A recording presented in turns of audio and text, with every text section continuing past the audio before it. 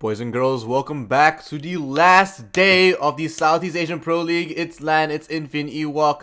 We're here for some top tier action. Infian, how are we feeling tonight, man? Oh, I'm feeling good. It's a bit sad because this is the final play day of Season 10 of the Southeast Asian Pro League. But we are seeing some excellent games tonight, in my opinion. Of course, these games don't really mean much in the grand scheme of things, but they're at least going to be fun for sure. And what better way to end off the season than with some good-natured fun? Well, you say it doesn't mean too much in the long term, but don't forget, Lecce are fighting for their place in the roster because, like you said yesterday, they are one down. And they're still one down, right? From the top four. You're fifth place now. Yeah, they are fifth place by the head-to-head round differential. So let's just explain how it works once we have the table up. Over here on your screen, you can see Team MBT in fourth place and let's say in fifth, both with 13 points. But MBT is above because when MBT played, let's say, each of them won one map each. But MBT won the map 7-4 and let's say, won the map 7-4 and Lecce only won 7-5. So MBT collected 12 rounds against Lecce and Lecce collected only 11. So that puts MBT up by 1, even though the overall round differential on the right-hand side, you can see is worse for MBT. So overall, Lecce's had a generally better performance than MBT, but so far, just because of MBT's performance against Lecce, they're doing better off in this particular scenario. And let's say I have a big fight up against big dogs Airwolf, and it's going to be an uphill climb for them. They'll always come just super short of actually taking out that win. And then followed after that, we've got our Malaysian team back at again, MBT versus Xavier. So it's Malaysia against the world today. That's generally the running theme. Can these guys retain their spot? And they're technically fighting against each other indirectly. Yep.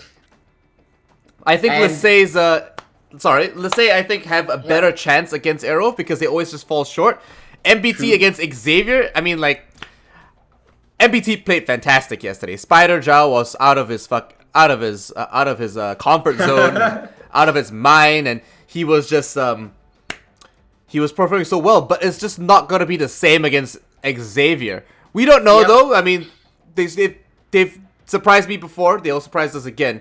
Airwolf, of course, Isera, Luna Metal, Hysterics, Jordan, and Speakeasy. A team that we're gonna be having to get used to quite a bit. That's not Speakeasy's name, by the way, but yeah, that we are seeing Mentalist step out, just giving Jordan a bit of a chance. Their new sixth player, of course, and they will be playing against Lasey Esports, Avixis, Mizu, Daxam, Sinritnov, one of the strongest clutches on that team right now, and of course, Lonely. So it's going to be an interesting session. Let's see how Jordan plays with this Airwolf lineup. This is going to be his first Pro League match with Airwolf. Mentalist, of course, stepping out tonight, according to the roster that was just presented to us. So Mentalist will be there at the Season 10 finals, APAC finals, maybe at the Season 10 finals. He will be there at the Season 10 APAC finals in Sydney from the 19th to 20th of October. So this game is just for Jordan to get his bearings around a Pro League match together with Airwolf. Also just allow Mentalist to take a bit of a break. Yes. So tonight, what I did hear was that Oxyon was actually meant to play in the games tonight, but because of connection issues, unable to actually attend, Daxam will be slotting in, and, well, he is on main roster, so we're going to be taking that main roster over to Coastline, and it's going to be pretty interesting. All right. Yeah, Coastline is not a map I would expect anyone except for Xavier Esports to take Airwolf to. Because let's not forget, Xavier and Airwolf have been trading Coastline wins over the long history of the rivalry that they have. So initially Xavier were untouchable, then Airwolf came back and started looking great on it, and just, you know, the last match for Airwolf against Xavier, we saw Xavier win it out yet again. So let's say, of course, strong map for them, but against Airwolf, it's going to be trial by fire. But fair enough, you know, you are playing against Airwolf anyway, so why not give it your best shot? Just try everything you have against one of the top teams in APAC and see where you stand. And it's a good barometer, you know, trial by fire.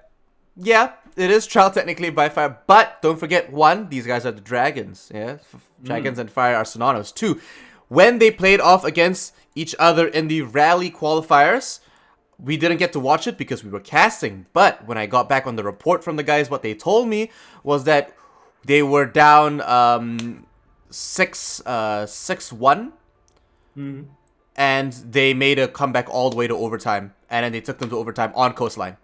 So it's a map that they definitely, like you said, it is a strong map for them. It is Airwolf going to be catching them off guard. They know Airwolf are going to play differently. They're going to play very aggressively. They should not underestimate them. And don't forget, this is not the same roster we saw play against MBT. I'm not too sure why Lonely didn't get to play in the match against MBT. I don't know. Maybe they just want to give all the sub players a role and give them a go playing it one last time before the season ended. But that wasn't their strongest roster. They're paying for it now, but this is their last chance at securing the top 4 spot and actually winning prize money. So there's a lot going on for them here. If they don't perform well against Airwolf and they don't collect at least a couple of points, it's all game over for them. They need to at least draw. Well, let's see what happens. Let's say I'm going to start off the ban phase since they are on defense. Nomad is going to be banned out, so that's going to give Aerowolf an indication that Lasay are going to try and play this aggressively. Now, normally Aerowolf are very good at dealing against that, but with Jordan in the team, let's see how it works out. A Dokkaebi ban coming out from Aerowolf is clearly this is probably a target ban for them, or they might just be hiding bans for the APAC finals. Either way, opposition teams aren't going to take too much stock into this game for Aerowolf's side. Let's see what's going to be the second ban over here. It's going to be a Valkyrie, and we're seeing a lot of Valkyrie banned throughout this week. So just don't want to play against that hidden, quote-unquote, hidden information, and allows you to kind of get away without bringing an IQ. That's a little of a target ban against Mizu. We've seen him perform crazy amounts of... he's performed so well and brought in an amazing and crazy amount of kills on Coastline. Double C4s all around. There are so many clips of him doing that, especially because he plays Valkyrie, he plays those C4 operators, and he brings a lot of information, and he's able to make educated rotations. They're taking that away from him, and they're also taking away the Dokkaebi, so that they are free in order to do the same thing in return. And, Echo being banned out, that's standard. They want to have to deal with something, but, gaming chair. But, it's always good to see that these guys having good banter. They're friends after all, and they've been long time, not huge rivals, but for at least, let's say, they've been, the main goal, the main obstacle for them, trying to figure them out and make something work. Vixus bringing a Warden in is like, buddy, no. Why do they do this to me all the... I keep saying it as well, Like, they keep baiting me out on this. It feels bad. But Daxam on that Vigil is going to be exactly what he needs. Mizu still able to use C4 and bring intel with Mozzie. So, still has that switch up, still has a lot of application.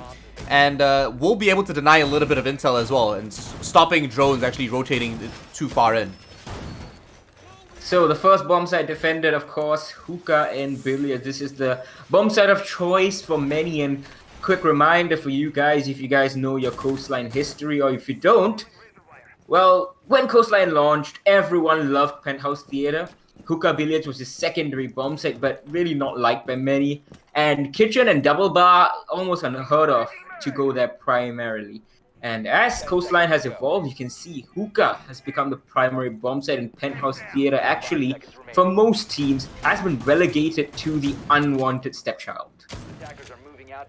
Common line of sight here being made by Mizu, and they are going to be rotating over. It does look like he's going to go for a little bit of a roam. Hopefully he doesn't get caught. It's 10 seconds into the round already, and sometimes you see a couple of early kills get taken off here, especially within the next 30-second threshold. So he's rotated over, and it does look like one's already hitting a couple of goo mines. Lunar all the way in Kitchen's going to get goo mine. They're going to have a little bit of intel on that, and they're going to know that Airwolf are playing super aggressive. We have to be aware of this. Yeah, we have a quick entry from Airwolf as is customary from them. And the Jackal is not an operator that Luna Metal plays a lot, but we saw that in the second map against Xavier Esports, Luna Metal was just on pretty much every single operator. And Avexis, he's gonna get caught out by Jordan here, just as Luna Metal gets felt by Darksam. So this is a good entry and a good way for this newest Airwolf member to start off his career with Airwolf. Speakeasy, very, very close to Mizu, who has taken a bit of damage already, and he's gonna get frozen by the Lion Charge. In fact, that came out at an inopportune time for Speakeasy, but he's gonna peek out anyway, back turned. And that's a 4v3. Yes, Speakeasy's now got control of the 90-degree hallway. Does look like he's pushing over to luggage. Lasay are on a back foot, but they're not completely down for the count just yet. Jordan will be pushing through. Does draw one out and actually collect a very nice kill. Does look like Aerowolf's coming in real hard and hot. Daxam clutch god himself. Will he be able to pull something off? That's the question, but no, there we go. Aerowolf will be able to take this one out, winning one round on the first possible opportunity.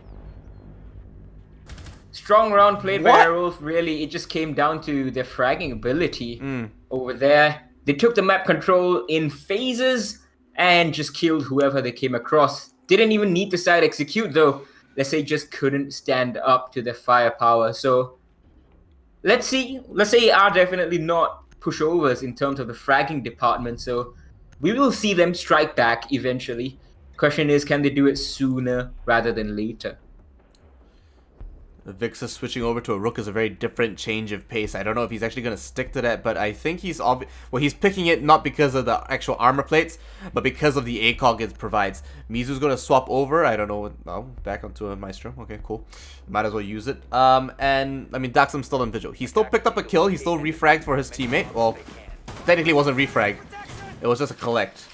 But they should be able to turn this around. They're understanding now, like, the kind of game that Airwolf are going to play. Can they change it up and do something about it is the question. Vixus changing over to a Rook means yes, he did get caught out when he did push and he was quite forward.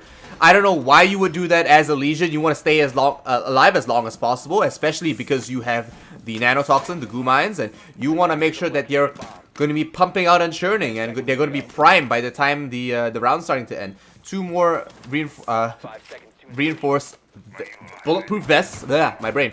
2 more bulletproof vests will be collected, and there we go. Sinrenov will be probably in the same position as he was before. Daxam now making a rotation after the round starts. No Jackal this time, so he won't be caught. Not like they did before, but definitely not too early this time. Jordan already putting a couple of test shots through the double window, and a drone all the way inside. So Hysterics is on the line once more. He is fairly proficient on the line, practiced hand and smokes immediately. Oh, this is a side rush. Mizu's take down Jordan, but you know, Speakeasy's on site. Ysera takes down Avixis. Lunametal follows it up. Sinrenov goes down. Hysterics takes down Mizu, and it's all... Oh no, Lonely. He takes down Daxam, so it's all up to him. Yeah, he's quite the fragger himself, but unfortunately in a situation like this, I don't know if he's going to be able to make it. Yeah, indeed. Against 4 members of Airwolf, 2 of them lit up. This is possible. We have seen 1v4 clutches on coastline with a Jaeger, but Lonely is no virtue, not quite yet. He's going to get detected by the EE1D. His flank given away. No. He's going to try and take their fight, but pre-fire rings true. Unfortunately, regardless of what happened, they just weren't ready for the entire rush. They did catch Jordan on the push in, but that's just not enough. When you see one member of Airwolf pushing you like that, they are coming in waves. And Lisey just weren't stacked up enough. Like putting more anchors on site is not the option and not the best play. I'm not sure exactly what they were trying to achieve there, but it does look like Mizu swapping off the heavy Maestro himself. Cigar Guy will be going over to Avixis, and so Avixis will be playing Italian Man, and Mozzie, our Aussie, will be roaming around downstairs. So maybe pairing up with Lonely and Daxam, I'm not too sure. He should be a soft anchor, but if they're roaming hard, I'm not sure what they're trying to achieve when Airwolf are just pushing them as aggressively. Can you make anything come of this? Well, let's see what they can do over here on this round. As you said, it's a bit of a curious choice. Airwolf are taking map control very easily, so perhaps that's the idea that they want to do. But this is Airwolf after all. You have to be good on site and you have to be good on your roam. It needs to be a complete package. If there's any one part of your defense that is weak, Airwolf are going to switch tack and capitalize on it. So if your roam game is weak, you give them map control, they're going to take it very quickly and then they're going to execute. If your site pressure is weak, then they're just going to ignore your roam game and head straight for site. So we've seen kind of both things happen in the first and second round respectively. So it needs to be a good balance from Lisey, and I'm not even sure if they are, you know, to get warmed up for a Pro League game is one thing, to get warmed up for a Pro League game against Airwolf is another thing, so might take them a while. Yeah, Jordan's already... Jordan just free in Sunrise, and no Luna gets competition. Exactly, so Lunar got a Vixus, and there we go. There, you lose your Maestro already. I don't even know how this is happening. Speakeasy has the okay and the passport to just push up as aggressively as he wants. Jordan gets one. Speakeasy gets picked up by Daxam. It does look like maybe the roamers are going to be the ones that are left on site, because they are attacking quite aggressively. Lonely gets picked up by Jordan, and there we go. He gets a double kill for himself. One more over by the staircase. He senses that, puts a couple of flashbangs on, and Hysterics frags out for him. Daxam's all by himself, and it does look like a couple of things going out, but it's not going to be enough for him. He doesn't collect the kill, and round 3 go to Airwolf. So far, it's looking like a very one-sided affair and an absolute rampage, really. You're right. It is a rampage so far because these rounds are flying by fast and furious. We are already at round number 4, and Aerolf are not even having to sweat. They're just going in, taking the gunfights. These aren't even some particularly fantastic strategies. I'm not sure if Lasey are overawed by the occasion, whether they just, they don't really believe that they're going to get anything out of this matchup, and they're just resigned to the fact that they will be below MBT or what have you not. Whatever the case it is in the background, Lasey are not providing enough of a contest to Aerolf. These are default strats, default takes, stuff that you see in ranked, and that's how Aerolf is playing, very aggressive. They see the gaps and they just go for it. There's no hesitation because what's the risk? Aerolf are playing risk-free. I'm not sure if they're just overthinking it. I know for a fact they're not taking this lightly, but I do not know what their intentions are with the decisions they're making, because what they're doing is, like you said, it's standard, right? Aerowolf are doing standard things when Lasey are doing fairly standard things as well. You saw how easily Jordan pushed in. He just walked into the Sunrise bar, opened it up, meleeed the Pest. No one stopped him. No one contested that area. And it didn't even look like a Vix's... we don't even know if a Vix has put up a fight or not. You know, he just turned up on our screen. Dead. Yeah, that is an unfortunate circumstance. Rainbow Six is like that. You're going to have to do some guesswork. This time, the guesswork is in favor of Lasey. Jordan, the Ashe main, who was doing so well in the first 3 rounds, he finally gets taken down and becomes the opening death. And, well, that aggressive rush strategy, finally, it has been repelled to an extent by Lasey. Oh my gosh. Still a lot of the round this dangle, the fact he's going to get away with this dangle is just rude. The man's going to be holding a very nice position, and he will be able to leverage that for himself. 2 members over here. Oh my gosh. Lonely almost gets his head taken off him. Does look like Luna Meadow will retreat back. He's not going to be contesting that anytime soon. The shotgun will come through, and if he does vault over, does look like he will be in an advantageous position. But I think it's bait. He will be rotating from the other side. With the drone, he's got a little information, and he will be able to pick up a clean kill over. Mizu might try to retake this, and yes, he will refrag onto Lonely. The brother gets a little bit of vengeance for his fallen brethren. But now that that's out of the way, Speakeasy is upstairs trying to clear this out. Hysterix has a little bit of line of sight over into the blue bar and might just be able to pick someone up on rotation here, but now that Buck is waiting so intently and so patiently, Mizu is most likely going to get caught here on this rotation. There are too many angles for him to contest. He sees the laser sight? Surely he saw Speakeasy's laser sight, Mizu. He knows. I'm not sure at all. Oh, it's information as well from the cam. He hears it, you know? He hears it. C4 yeah, going through. No one gets picked up from within the courtyard. Hysterix cleans up a Vix's after that, though. Does look like he has to rotate back. Rotate back, and Speakeasy is gonna leave and go back to doing his job. Might even catch Mizu on a rotate back to the main site itself. So they are rotating here. Oh my gosh, Mizu does win that somehow. I don't know how, in what world that works out for him, but it does. Daxam is still on the other side of the map, 3-2 now, and Lasey finally have a man advantage. Will they be able to keep this up? Oh my gosh. It's a C4 kill just as he loses his drone as well. Mizu doing double duty, him and his peasants, all up to Ysera now. One of the most fearsome fraggers, of course, in Southeast Asia. Not quite seen too much. Mizu with a 4K! Just shut down. Mizu's just on fire this round. And Lasey finally wake up. Wow, what a call.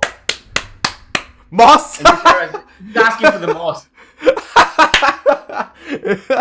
Oh, fantastic. So, if you guys don't know about Mizu, you guys just check out his Twitter. The man's got clips of him doing wall bangs on every other game as well. On this game, he just has insane game sense. Lonely, of course, has that very aggressive nature, and he's great at fragging out. Good rotations, good understanding of the game. Mizu's communication's not as good, so they kind of complement each other on that in that sense. But that's finally the first round that goes towards Lasei Esports. They need to keep this up. Aerowolf, I don't think they got caught with their pants down.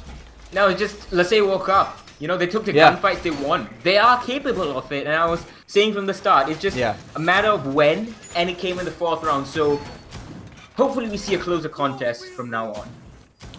Yeah, it'd be a damn shame if it didn't really turn out to be the case itself.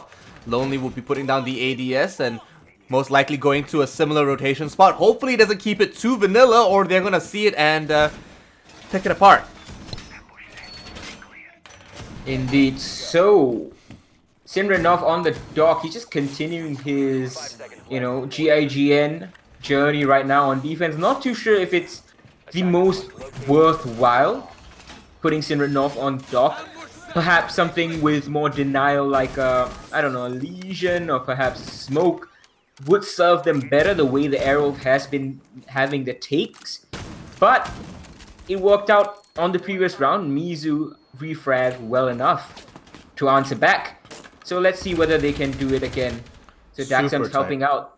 Yeah, he's helping out with the angle, and that's a good angle. That coverage ensures that Daxam won't get crept up upon, and he can use his ERC and play quietly. Okay. And Mizu once again, Lunar Metal goes down. He's not taking it sitting down, and he's really fragging out here. Daxam picks up the kill onto the shock drone. I take that as a kill because it's annoying, and it might as well be alive at this point. Speakeasy is going to be rotating. Penthouse is cleared. They're going to secure control over the northern side of the map here. Ysera has to rotate over. He's a little bit far, but it does look like he's going for a main lobby push along with Jordan and try to refrag for one another in some sense. They understand that one man is over in CCTV. It does look like Hysterics is going to try and collapse on this as well, along with a little bit of information from oh, he's not checked it. The ERC. No, well, the ERC is still on. Oh no, he doesn't check the corner. You're right, and you know what? Let's say pick up another kill for themselves. Daxam wanted to Jordan as well. Will he be able to keep this in? Oh my gosh, Daxam with a double kill. Finally, let's say wake up and they take these gunfights, and oh my gosh, Daxam with a 3K back to back. Let's say win a flawless round. That is some excellent stuff. So Aerowolf playing this very solo so far, just trying to go for the gunfights, and that's the 2nd round. They have been stopped dead in their tracks. They can't keep playing these default strategies and expecting to win. It worked for 3 rounds, it failed for the next 2. So now it's time to break out something more organized, something more structured. Lasei are just going to keep on doing this. This is what Lasei does really well. You have to beat Lasei on strategy. You can't do it on gunfights alone for the entirety of the match. Lasei are a group of gunners, and honestly, that's just the way they are. Yes, Mizu and Vixas do think outside the box.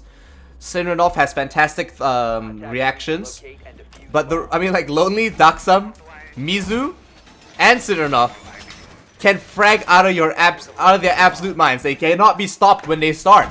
And we've seen that back to back multiple times. And we're starting to see that come through and just become more consistent. If this happens again on round 6, it locks it in. You know, let's say are now 2 to 3. They have one more chance to make this a little bit more consistent for themselves and bring it to a 3-3 scoreline on defense. That's going to be the best option for them. It's not a complete loss if it's a 4-2 either, but it does mean that on this defense here, they're going to maximize its potential and get the best out of it, considering they are against Big Dog Aerowolf.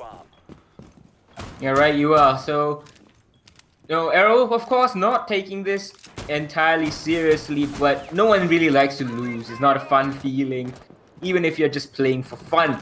So, Lunar Metal on the gridlock this time around. Misu's taking a touch worth of damage. That's probably Hysterics with the shock drones. Maybe got 1 or 2 shots off. Ysera's continuing on the Hibana, so this is a role that he's kind of settling into in recent times. Always on the hard reach, sometimes on the Maverick, on maps such as Bank. Now he's on Hibana with the beautiful Norarengo gunskin. Super relaxed boy, by the way. Oh no, you don't open it like that, Luna. That's way too casual, man. But I mean, Luna Metal doesn't care. That's probably He why doesn't. he's been dying in the past 3 rounds. The first to die. he's chill with But it. no harm, no foul really. Right now they're still in the lead. The Gridlock track stingers are going out. Speakeasy checking exactly where he died from the previous round. Looking for the cam. Oh, misses it. There we go. There he go. There he goes. He pushes into the aquarium. No contest so far. No one's going to stop him. He does ADS all the way through, and it does look like he is going to be clear. A little bit of barbed wire upstairs will slow Hysterics down, but he gets rid of it in no time, and they've surely secured second floor control. So Hysterics is going to vault over with the shock drone, providing a little bit more information. Pushes into the little connector by the ruins, and now he knows that Jaeger is in that corner. He doesn't realize if he's rotated or not. Ysera is not able to actually provide information or hold that crossfire with him. Sending one more drone downstairs and maybe a couple of drones over. Does look like Lunar Metal is trying to get a little bit of work done on this vertical play. So Luna Metal's playing it very safe, and Jordan, he's eaten one EDD. He's careful of the rest. And I think that was another EDD detonation or something, or a breach charge perhaps. No one's taken any damage on the rest of Airwolf.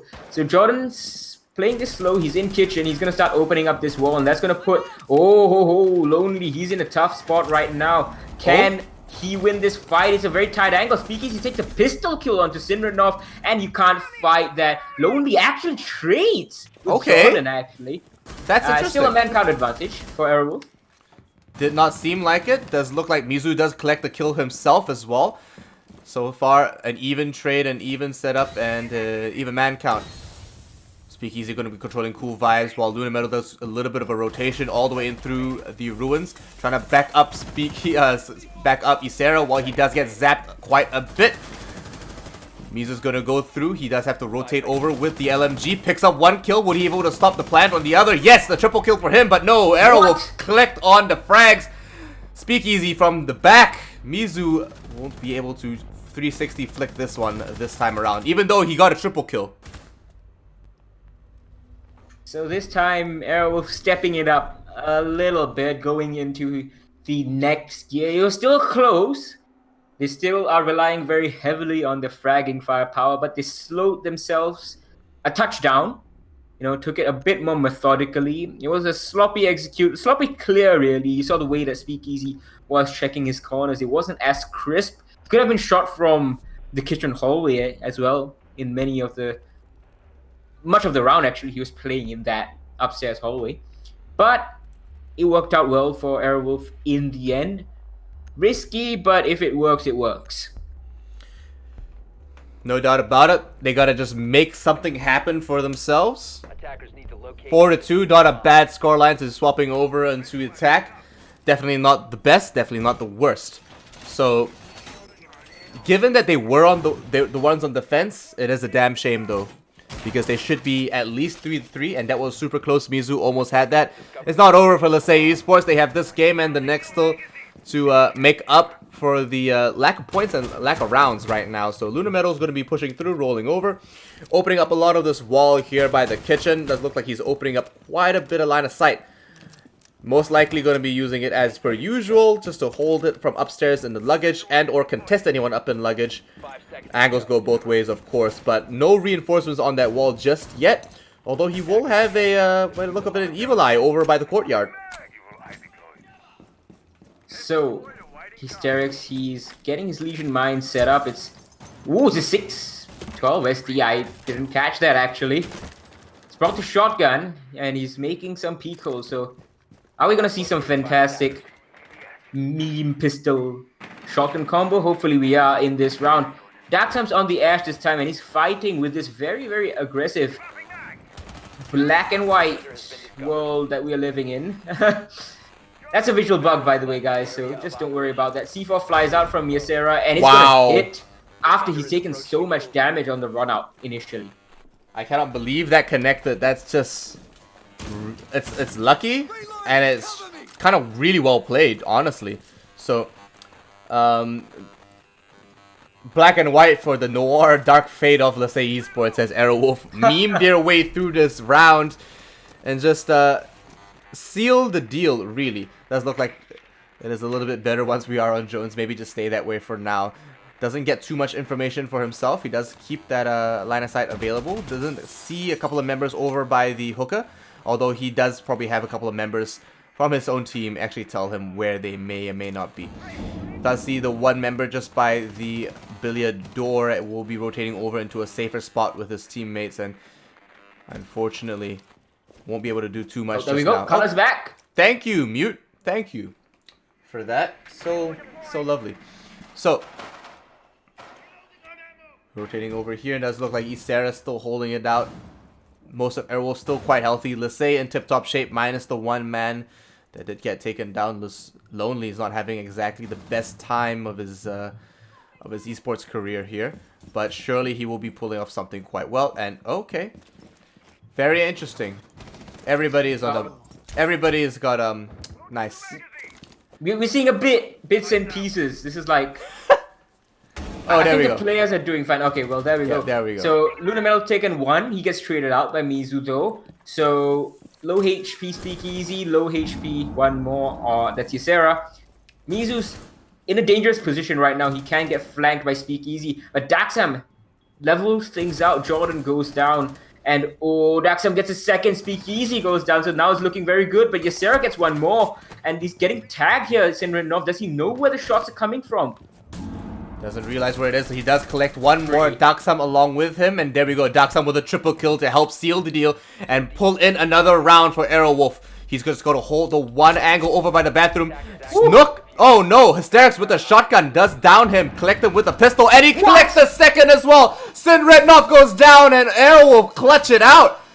The 612 SD used in the Pro League and actually manages to bring in a round. I do not know how this happened, but they made it work. Well, see, that's the problem when you don't know where the defender is coming from. Hysterics only won that out from that rage because it was silence. There were no threat indicators. And the Ash and Sinranov, they had zero clue where this push was coming out from. You saw him, Sinranov, when he was trying to push into the site. He got tagged up and he had no clue. And then Hysterics came down and he still had no clue. It's unfortunate. It's just the way it was, unfortunately. If he held it from outside the service door, he would have been been sweet. Yeah, he would have been sweet. I think he wouldn't have gotten taken out so early, and he would have been able to use the ACOG he's got on the G36C to actually kill the Legion, even if the Legion got the planter through the wall, unless he waited for the right time and he killed him. But he would have needed information for that. So attackers need to locate and defuse looking bombs. into round 8 right now, it's starting to look bleak for Lisey Esports. It's not too far off right now for a comeback, but it's starting to look a bit harder to achieve.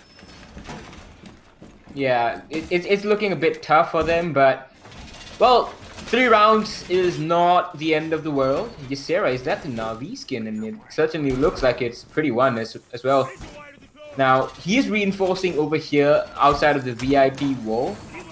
And it's not a wall you often see reinforced such a way. It just implies that means that Ysera is likely going to be the player playing inside of the bookshelf area when defending VIP. So it's going to be pretty much do or die for him.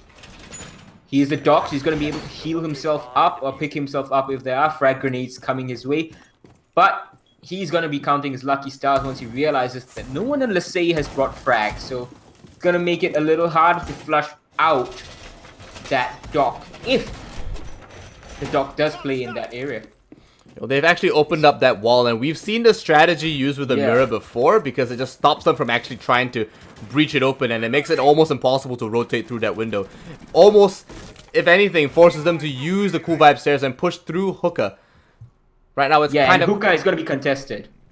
Exactly. It's not going to be an easy push through. Mizu did take a little bit of damage. I don't know. I think a pre-fire from the outside. Probably a failed spawn peek.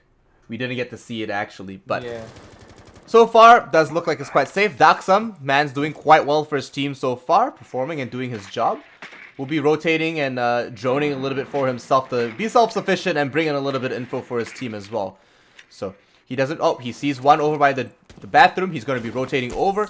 Ysera has to pop in a little bit of the stim pistol. Doesn't look like... Oh, there we go. Daxon finally picks up Hysterics, and there goes their top fragger.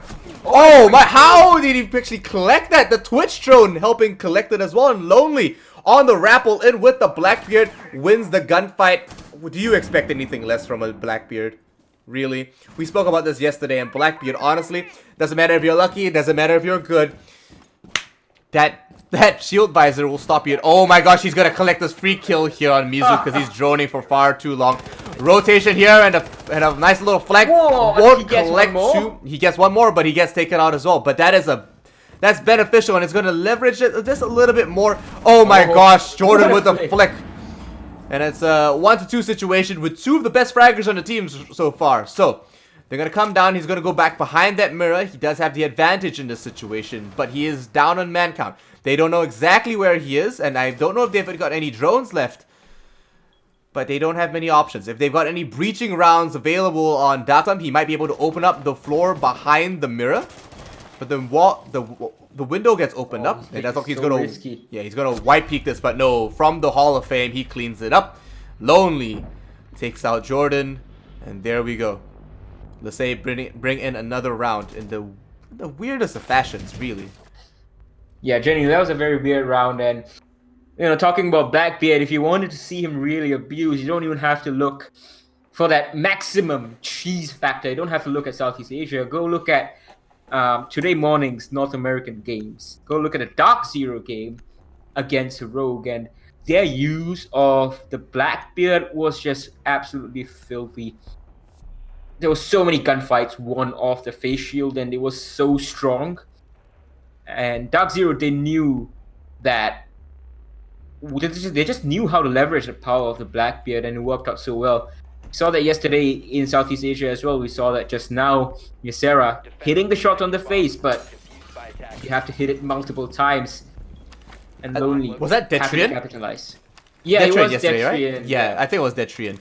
The guy got so lucky. He was a lucky guy. A fair few times, might I add. Too many times for comfort. Speakeasy rocking that beautiful Go Rogue pilot program uniform. By the way, pick yours up today over in the store. Support the teams and keep the scene strong and going for everybody.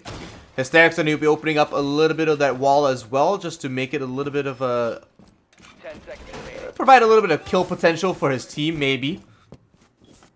While putting down a couple of barricades and some barbed wire by that by the ruins entrance. So, Oh? Ysera now, he's gonna try and get a spawn peek over here, and it's a fairly decent idea.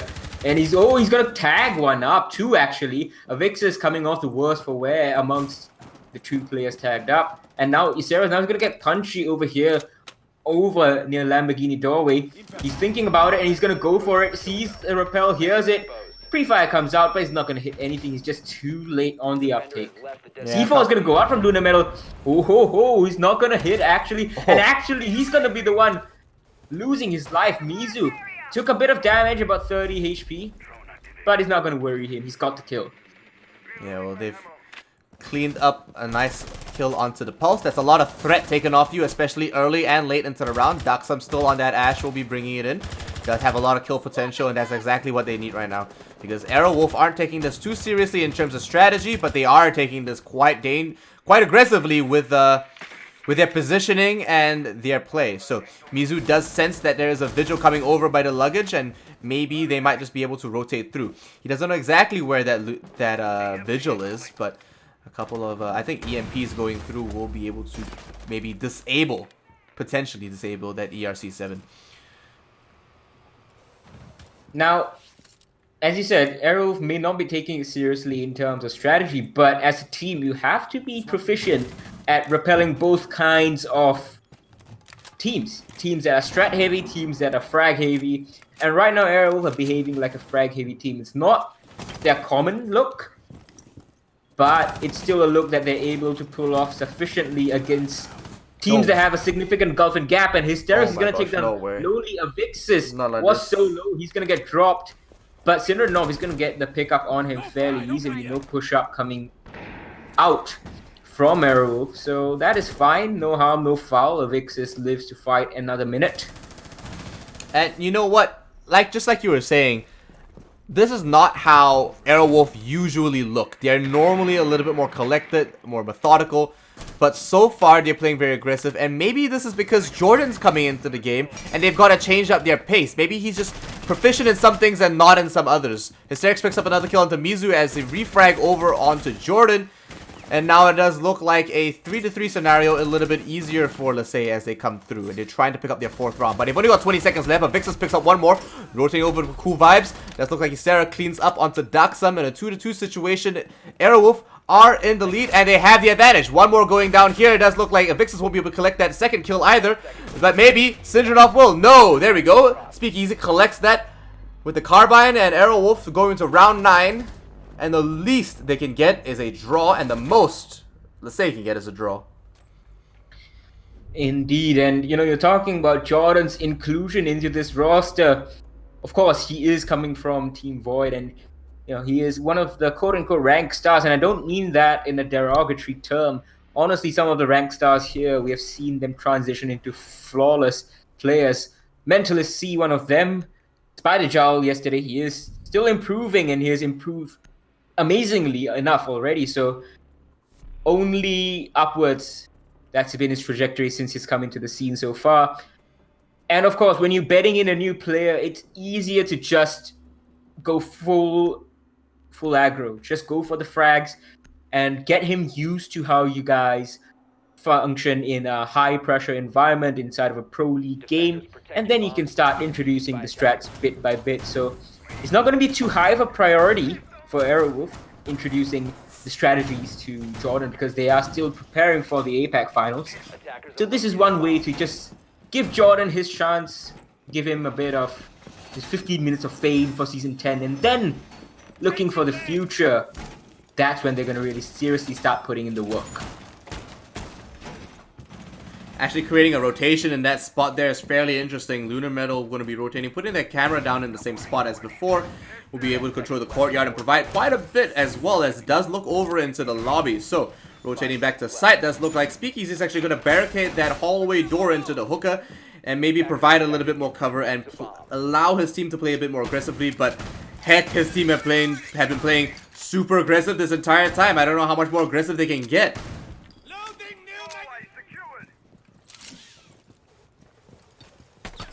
So now Daxam is going to be rappelling up all the way onto the roof. He's going to try, perhaps, get some look-ins. No, he's just going to go straight past towards Hookah. And oh, Yasera's taking a lot of damage from a Vixus this time around. So tit for tat across the 2 rounds. It was a Vixus being lit up just now by Yasera's Vigil. So now Vixus is repaying the favor. 2 minutes 20 in this round. It's a quite early engagement.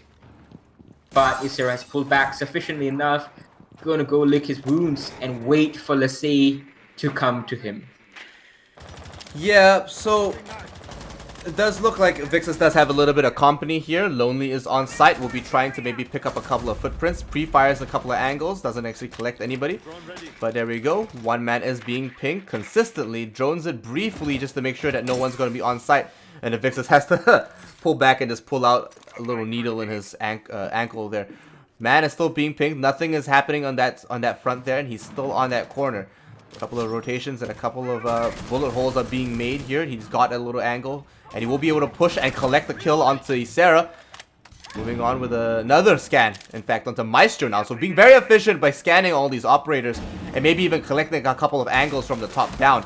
So he's opening up the flooring. He's going to provide a little bit more pressure vertically, while Sin Rednov maybe tries to hold in angles to make sure that no one gets flanked and they might be able to just catch him on a rotation. Doesn't see the feet, and Lonely will miss the opportunity to kill this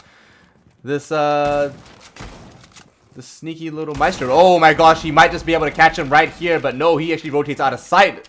Infian, they're playing cat and mouse right now, and all members of Lasay are coming in for this one Maestro. Oh, Luna Metal's actually going to collect Mizu before he gets traded out from upstairs. So that is trick missed from Lasay. They should have had that Maestro dead to rights, but they lose a member nonetheless. And now they're going to lose a Vixus, the Capitao as well, instrumental to the push. Yep, that's one more. Hysterix takes him down. Lonely is the only one. Can he get a 4th? Yes, he is. He has to ace this, and he can. He's 20 HP for him. Oh, no. And that is just going to be it. He had just no information. and Speakeasy shuts him down. That's going to be the map for Airwolf. Super close rounds, back to back. Let's say they did their best here. What can we say? We saw that as well, you know? First 2 rounds, asleep, getting absolutely rolled over. It's a damn shame that they lost those 2 rounds because they could have used that to leverage themselves into a good position. But 7-3 is nowhere near close enough.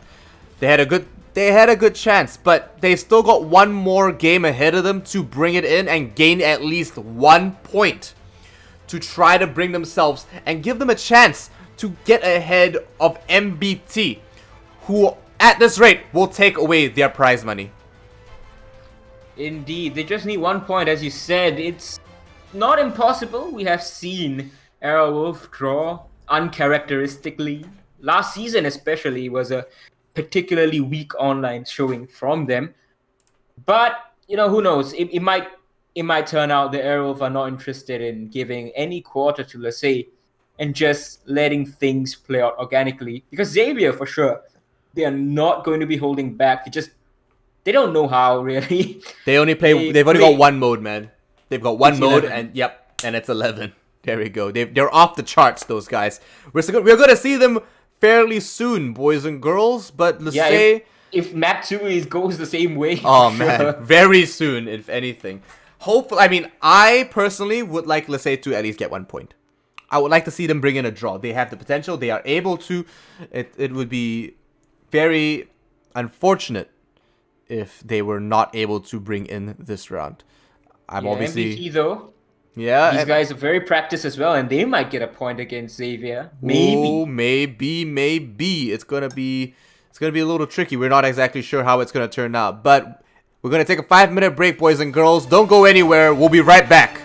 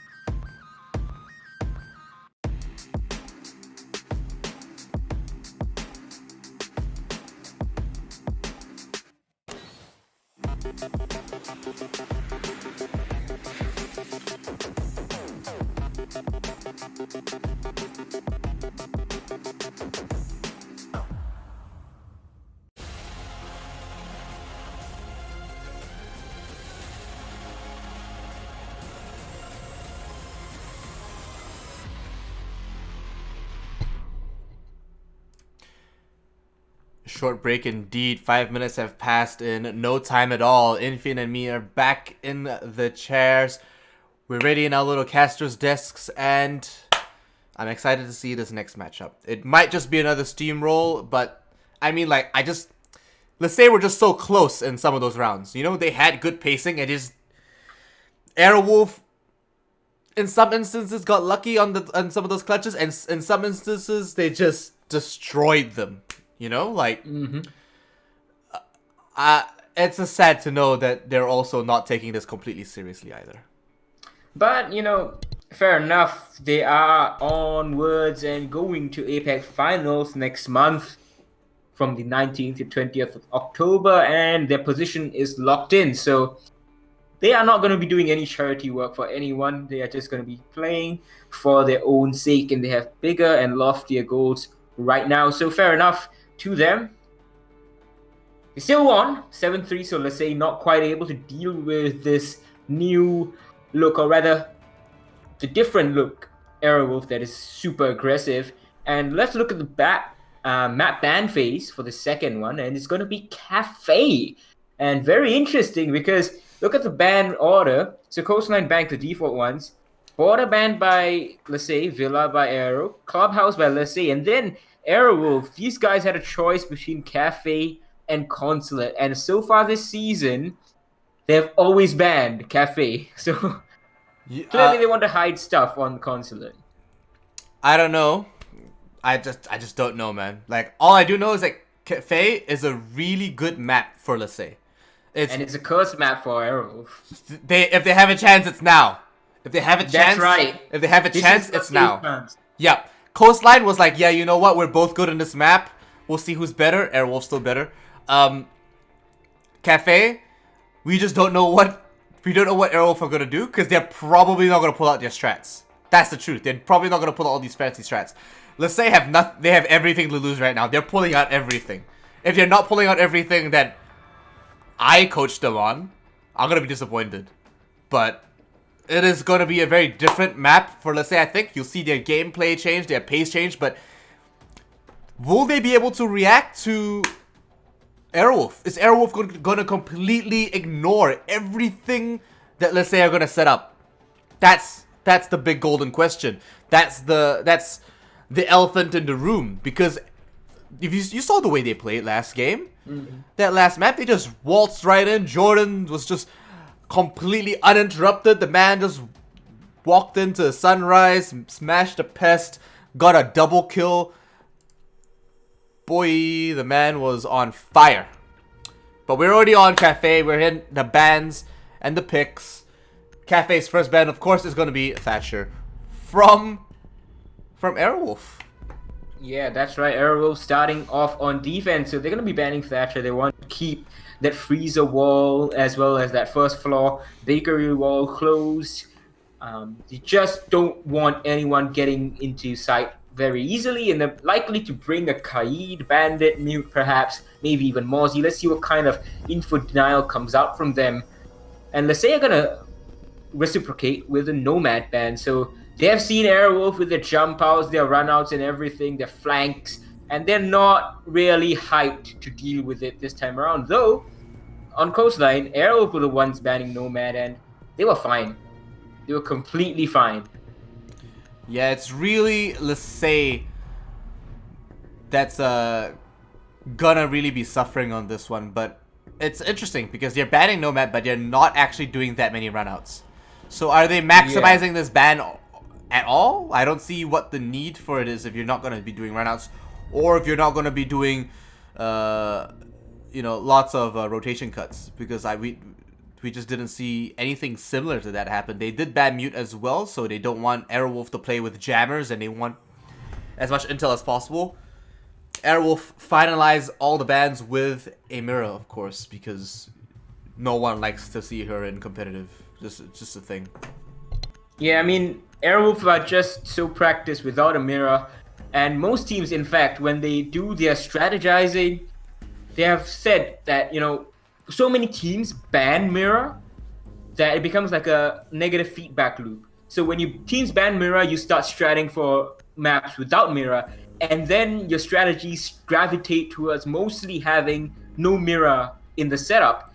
So when you're trying to play any map, you're going to ban mirror yourself if it's not unbanned before, because you don't know what to do when the mirror is left unbanned. Your strategy relies on mirror being banned. So either the opposition does it for you, or you do it yourself, and it just keeps on looping and looping and looping in kind of a negative feedback loop that way. Cameras go down, and the barricades and the reinforcements go up all the way over by the refrigerator. So they're not going to be playing from inside there. I don't know if they're going to be doing too much else around that area, or if they're doing anything very different. Aww. It's because he can't actually pick up. That's actually pretty funny. Hi, Asterix. How you doing, Jeremy? Hi, Jeremy. How you going, buddy? How's it going? Why are you unhappy, Jeremy?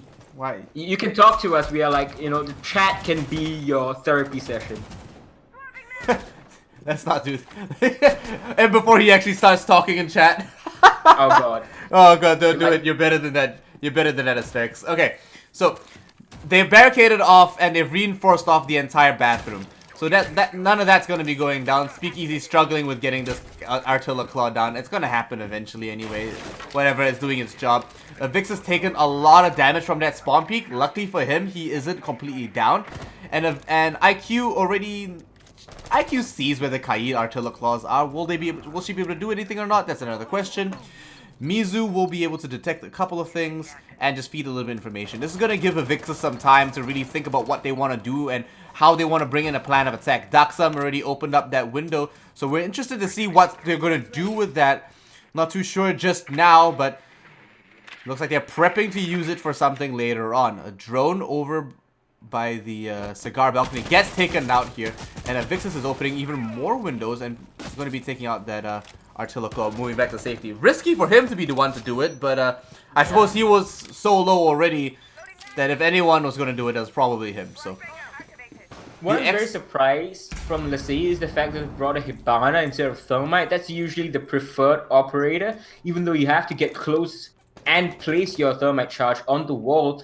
It's usually easier when you want to make your way into the bomb site from Cigar. So right now, Avixis and Hibana are going to have to work in tandem. Okay. The Vex is very low, but he's going to take down Lunar Metal, so that is the Maestro of the board. That's a nice one. 1 minute left in the round, and oh, one more caught from below. Hysterics.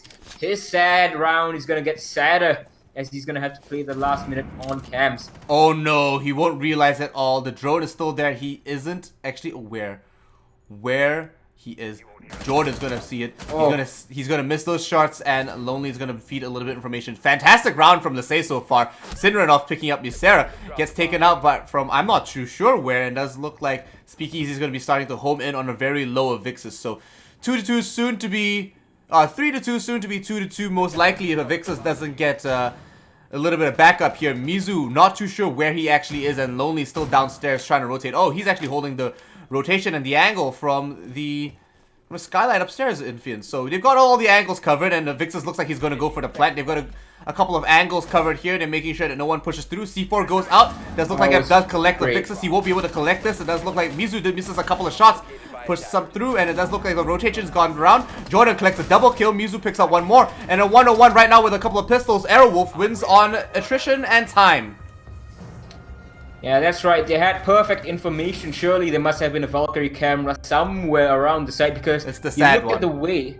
Yeah, it's a sad Valkyrie cam. You looked at the way that Speakeasy and Jordan were both playing it. They really wanted to get aggressive, but they didn't. The moment that Speakeasy saw that player inside of Cigar moving closer to him, he started pulling back, and when he started getting further away, he started pushing him.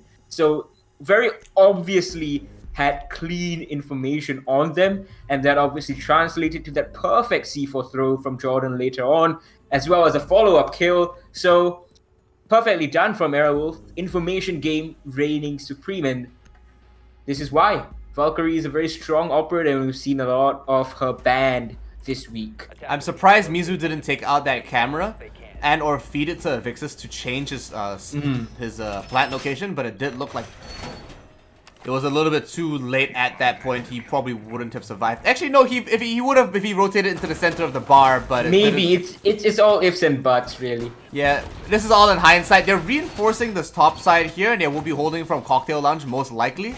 Does look like they will be placing a couple of more cameras upstairs as well. Maybe Hysterics might be a little happier this time.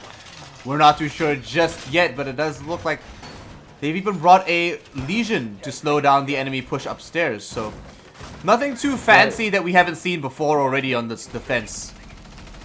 In fact, I would say that this lineup right now from Aerowolf, it's a very standard lineup, and it's not something I expected really, given the fact that these guys likely not taking this too seriously. But this operator roles, operator selection for each player, it fits pretty well. Lunar Metal is fairly practiced on that Legion. Ysera and Hysterics can swap around on Jaeger and Valkyrie very well. Speakeasy is a very proficient Maestro main, I would say. And Jordan, of course, just give him something that he can do well in, and he's already done well with the Mozzie just now. He's got a very aggressive angle here. He's going to try to take all these gunfights real quick.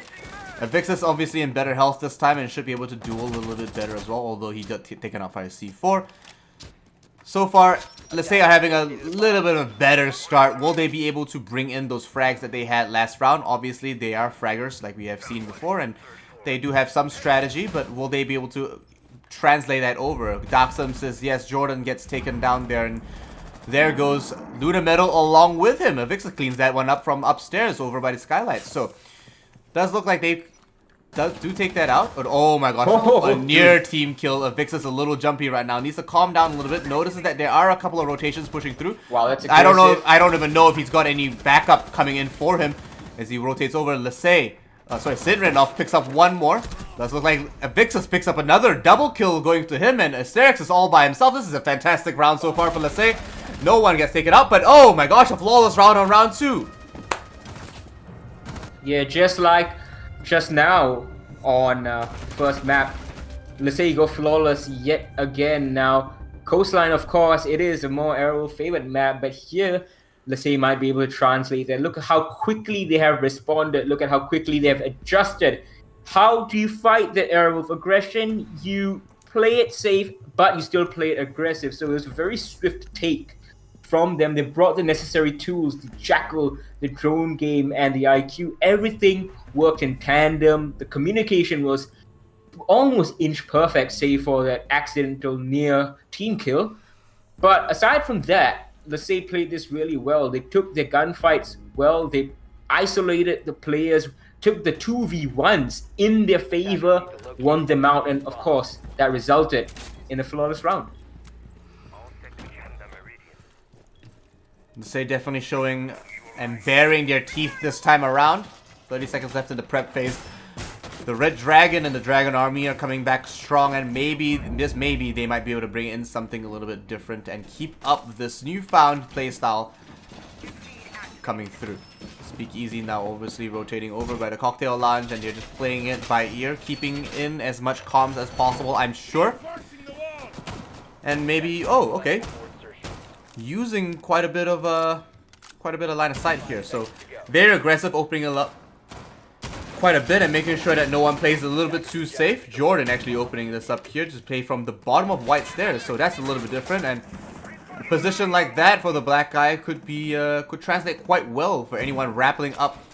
And oh my gosh, he's got to rotate out of there. So that position's been given up, and it's been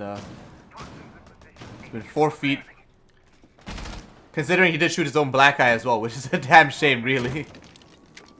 Yeah, now Lonely is trying to get aggressive onto this Valkyrie. He got the kill on the Valkyrie in the first round, but it wasn't too successful in the grand scheme of things. He's gonna get the ping on her yet again, but I don't think they're gonna bother with her too much. Looks like Hysterics is trying to return back to bomb site, and he's Ysera this time. He's gonna be the one getting the first kill. Avixis, the duel between these two players, continues on into Cafe. There's a first round spawn peek that nearly pulled off. That was nearly pulled off by Ysera, and now Ysera's gonna get the opening kill onto Avixis. Peek onto Skylight. Couple of drones go down. It does look like Lasey is going to be trying to push through. Free footprints for Lonely, and a couple of free angles to try and contest and maybe move in as well. A couple of pings go down. It does look like Lonely is just holding an angle over into the white stairs. Pixel peek over by the Pixel angle. As he rotates through, a little bit more information, clears it out, and says, you know what, Cigar Lounge is clear. You should be able to just move in and try to secure White Hall. He pushes up and he peeks in quite aggressively. He's in a good position, and oh, there's a whole bunch of footprints right here. A couple of pings go down, and it does look like they are bringing in one more operator, and a rotation over by the bathroom as well. He's still got the Goo Mine, and he does collect the head of Speakeasy quite quickly and in due time as well. He's got an angle over by the white stairs, so if Jordan pushes up a little bit too much, he's gonna get punished for it. Free Fire is just a little bit, swaps it out with a very cool animation, and he decides to pull back just a little bit. Mizu's obviously trying to hold the flank a little bit, but he's got a little bit of a job to do clearing out all these electronics. Vanilla Camera doesn't seem to be much of a worry for him right now. He's got quite a few things to do, but Maestro Camera is still on board. Doesn't look like it's gonna be able to provide too much, although Lonely here on this angle should be able to find a couple of footprints, although they are going white and they should soon disappear. Doesn't know if he should drop the hatch or not, but oh my gosh, he doesn't see the footprints rotate over. And if he drops, I think he might be in a little bit of trouble. There's probably a rotation onto the right-hand side from the laundry into reading, and a couple of concussions go through. Lonely drops down. He doesn't actually make it out. You're right. Very successful, and like I said, that was a rotation. One more member wasn't really caught there. It does look like Aerowolf cleaned up for a very sloppy attack. They went for a very risky play, and it didn't really pay off. Yeah, see, that's the thing that usually works in rank when you don't have the crossfires being hit as well as you do in Pro League. So over there, that was just textbook stuff from them. The crossfire was hell, and Lonely, he thought like, well, I can make this work together with the Sophia charges, and it wasn't half bad an idea. It's just that it seemed like they weren't operating on full information, and that's the result that happens in the Pro League at this level when you don't have perfect information. I'm just surprised Mizu didn't take out that vanilla camera, the default camera, when he did see it. Maybe he did take it out. I think that was the Evil Eye, one of the on the sides. Oh, that's why okay. he just pinged it. Okay, if it was an Evil Eye, then sure, I understand. It is a common spot to put an Evil Eye. I couldn't see for the life of me. Sorry, guys. All I did see was a black visor and a couple of pings and a blue glow. Attackers have located the Pro League sets available now, by the way. Collect yours today over by the Ubisoft store. Lunar Metal as well, don't forget. Still on that Maestro. So a role that he's quite used to. Very different from how we saw him last game. The other map over on Coastline. Does look like Jordan will be playing that Mozzie still. To great effect, obviously, and obviously playing very confidently. They've gone back upstairs on the 4th round, and Airwolf are now 2-1. Still not too far up ahead, but it's still further away for Lisey to be able to collect this win. That looks like Hysterix is going to try the C4 meme onto the wall there, onto the freezer. They are attacking that wall quite a bit. Maybe he might be able to bring that in successfully. But I'm not too sure right now if they will be able to or not. Lisey have a lot of work ahead of him. Yeah, he's just prepping a jump out right now, and not too sure if he's gonna actually use it. It's not too commonly used, but the more aggressive Jaeger players, such as Joystick, we have seen them use it often enough that it is something you need to watch out for. Some teams like to actually place a claymore at the bottom of the stairs, much like that bank second floor jump out. So let's see what comes off it after this. If you're just joining us now, boys and girls, Lisey Esports are on round 4, second map versus Airwolf. And if you're wondering where Mentalist is, he's just sitting this one out for Jordan. Yeah. And Speakeasy is going to be the one falling here first time around. Jordan just getting some experience under his belt, and you probably missed that first round of this map where he played a big role in a very nice little clutch. Yeah, he did very well as well. Daxon's going to be waiting for Lonely to rotate over. Vixus dropping low yet again very early into the round, 1 minute 30. Considering that they haven't lost any members yet, it's been a successful push from them. They are pushing down. He's just going to clear the red stairs. They didn't have too much information there, but it does look like they're going to be clear on that side as Lonely actually backs him up just a little bit. But they are very far from the site. With a minute left in the clock, I'm not too sure what they're actually going to be trying to achieve here. 1 minute 40, and it does look like Pulse. There we go. They've droned them out finally, and the man has a shotgun. They will be able to find that out just soon enough, and they do actually use the breaching charge upstairs. Daxam goes down, and there we go. The Ash most likely caught while using the gadgetry.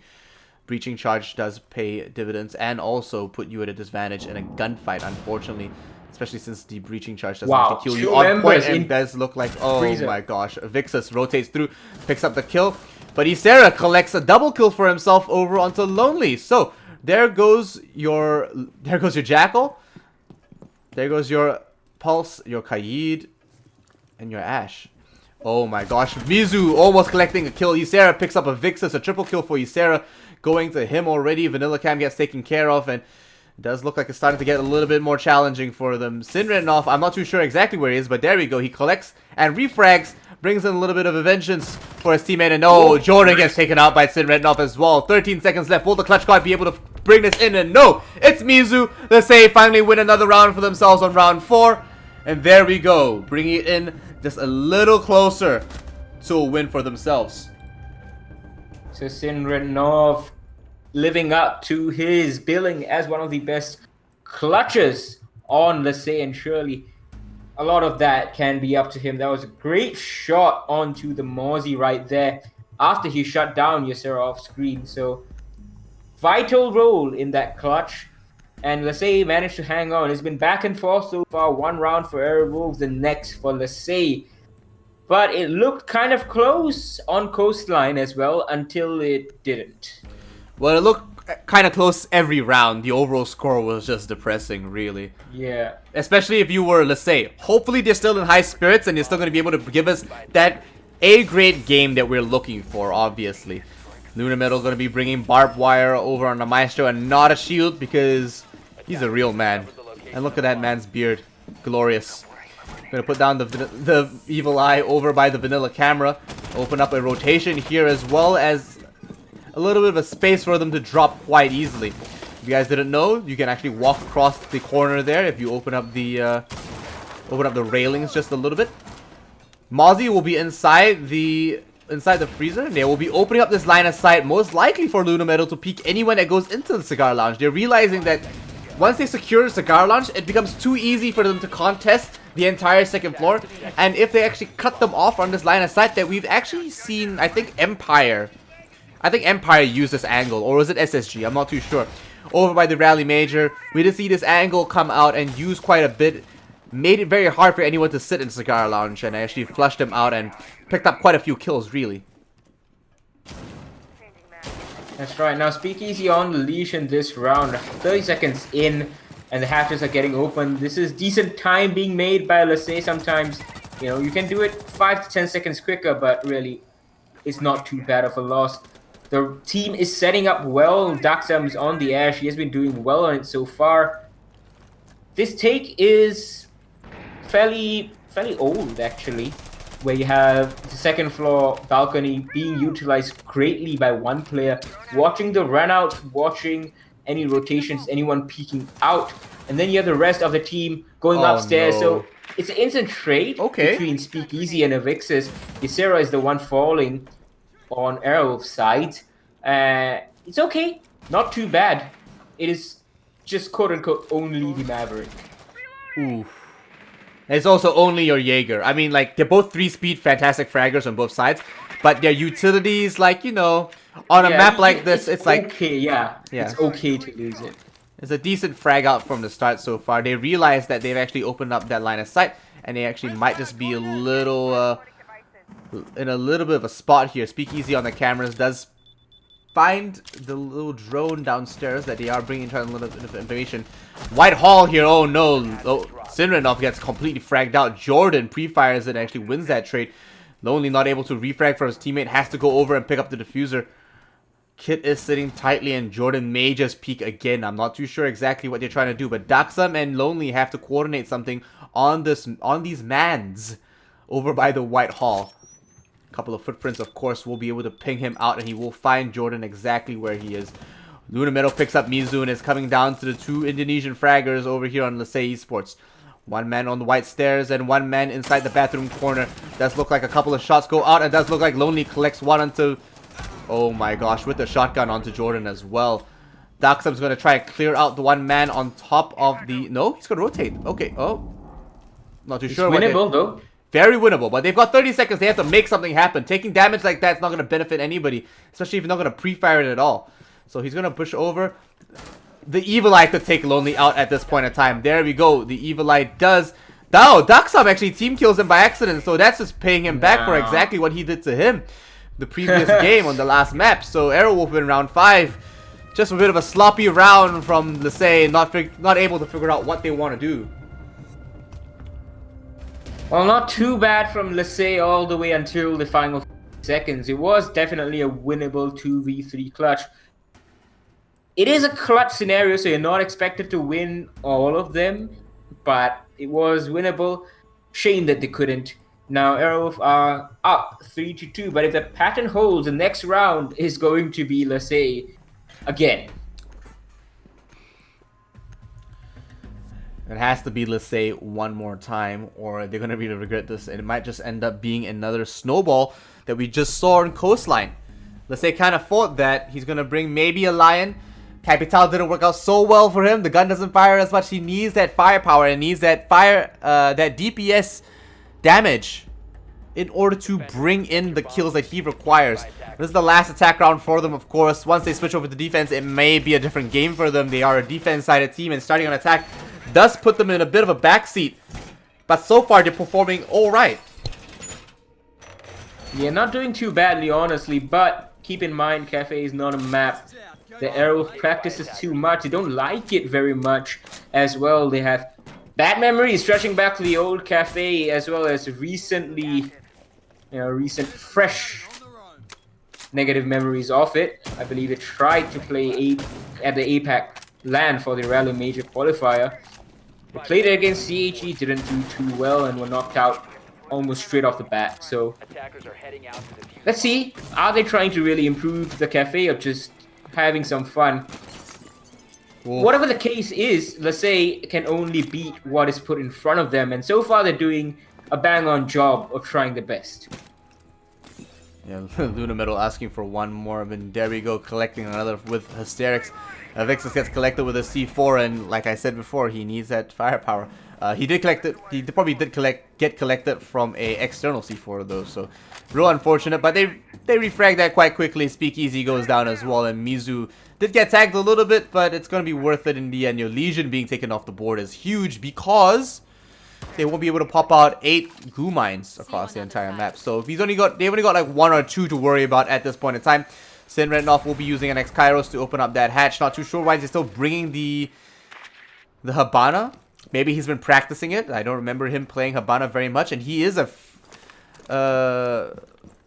thermite main. So I mean, not too wild. Yeah, not too wild, not too varied or different. But Daxam with control over the red stairs does look like Mizu collects a double kill onto Luna Metal.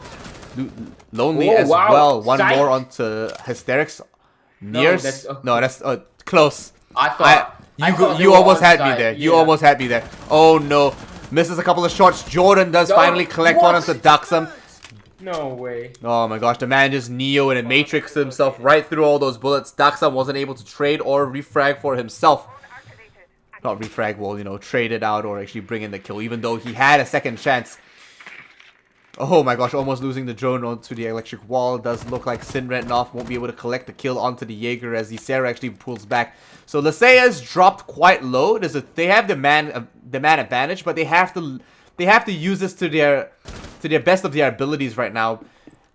They can't just push any one member on Aerowolf one by one. They may just as well lose these pushes.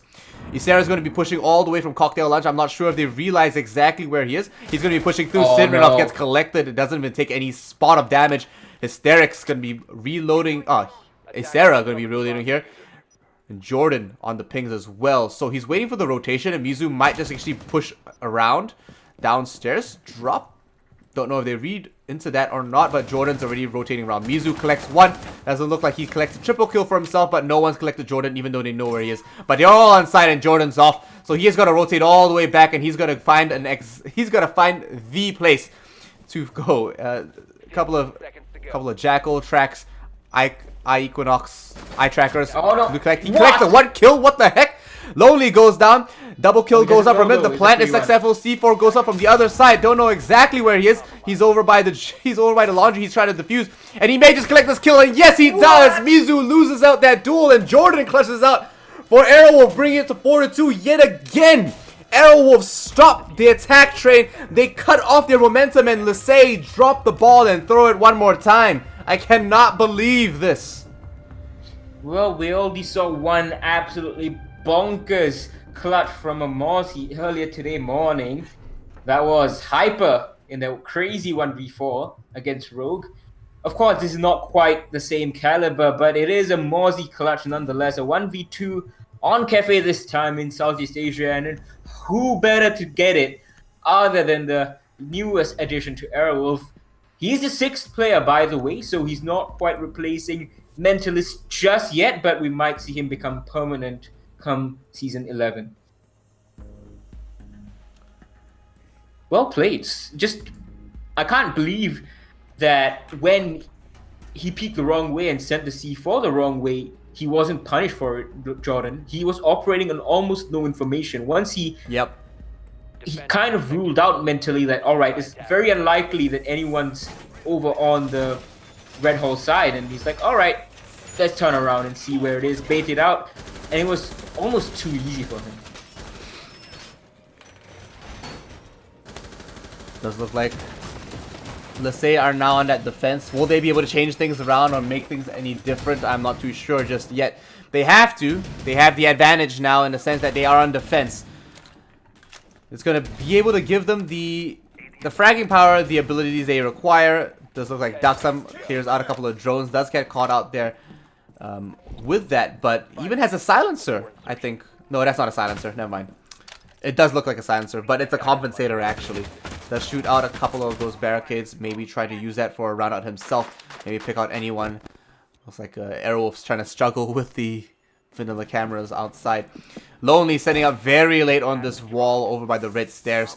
But they are going to get it done before Aerowolf gets anywhere near it. So Still lucky in that sense that you're able to make something work with that. Daxam's still over by the bakery. No one's actually joining him out, and he's not using this, not using the ERC too much just yet. But Mizu's on a little bit of a soft throw and trying to play around the pillars by the look of things. A couple of sound cues come out, and Daxam may just go outside for a little spawn peeky. But we're not too sure just yet. It does look like Aerowolf are just now relocating upstairs. A minute's gone by, they're not even in the building yet. And Lone Leaf collects the first kill of the round. That's a good one. On to the clutch hero from the previous round. So Jordan goes down. He was playing Zofia, not going to have any more impact. So once more, this is a very standard role setup from Aerowolf. And I talked about this earlier on the defensive round. Speakeasy on the buck, fair enough. It's not something he plays too often, but it doesn't matter. He's going to get shut down. The run out from Daxam, he is lit up, but he's going to be happy with it nonetheless. Now, Lunar Metal's drone is going to spot out this Valkyrie inside of Red Holes. The question is anyone going to be able to capitalize on it? He sees that the Valkyrie is watching the drop just below, and Lunar Metal from above assassin creeps onto him. What an aggressive push. He just jumped onto the bomb site and then cleaned her up. The Valkyrie inside of Red Hole. No one was watching it.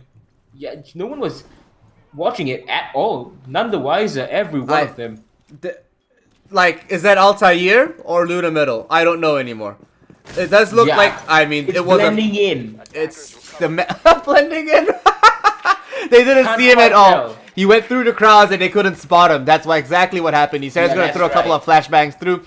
It will stun any members. Oh, it does look like IQ gets collected by a Vixus. He does stop him from pushing through the cigar for free. Cigar shop does not get punished. Does look like some of the track steeringers do go down upstairs, and it does look like they may try to contest downstairs onto the white stairs, and there we go. Daxam and the Vixus cleaning up. And Mizu is gonna be very embarrassed. That's a clip and a half. I don't know, man. I'm sorry, dude. Oh, that's a great shot from a Vixus right there. Very good shot. He's turning up much better this game as well. Yeah, indeed. So, keeping themselves in the fight just yet. They allowed Arrows to get 2 in a row, but come the round swap, they're right back into it. One more round and they'll have it all tied up.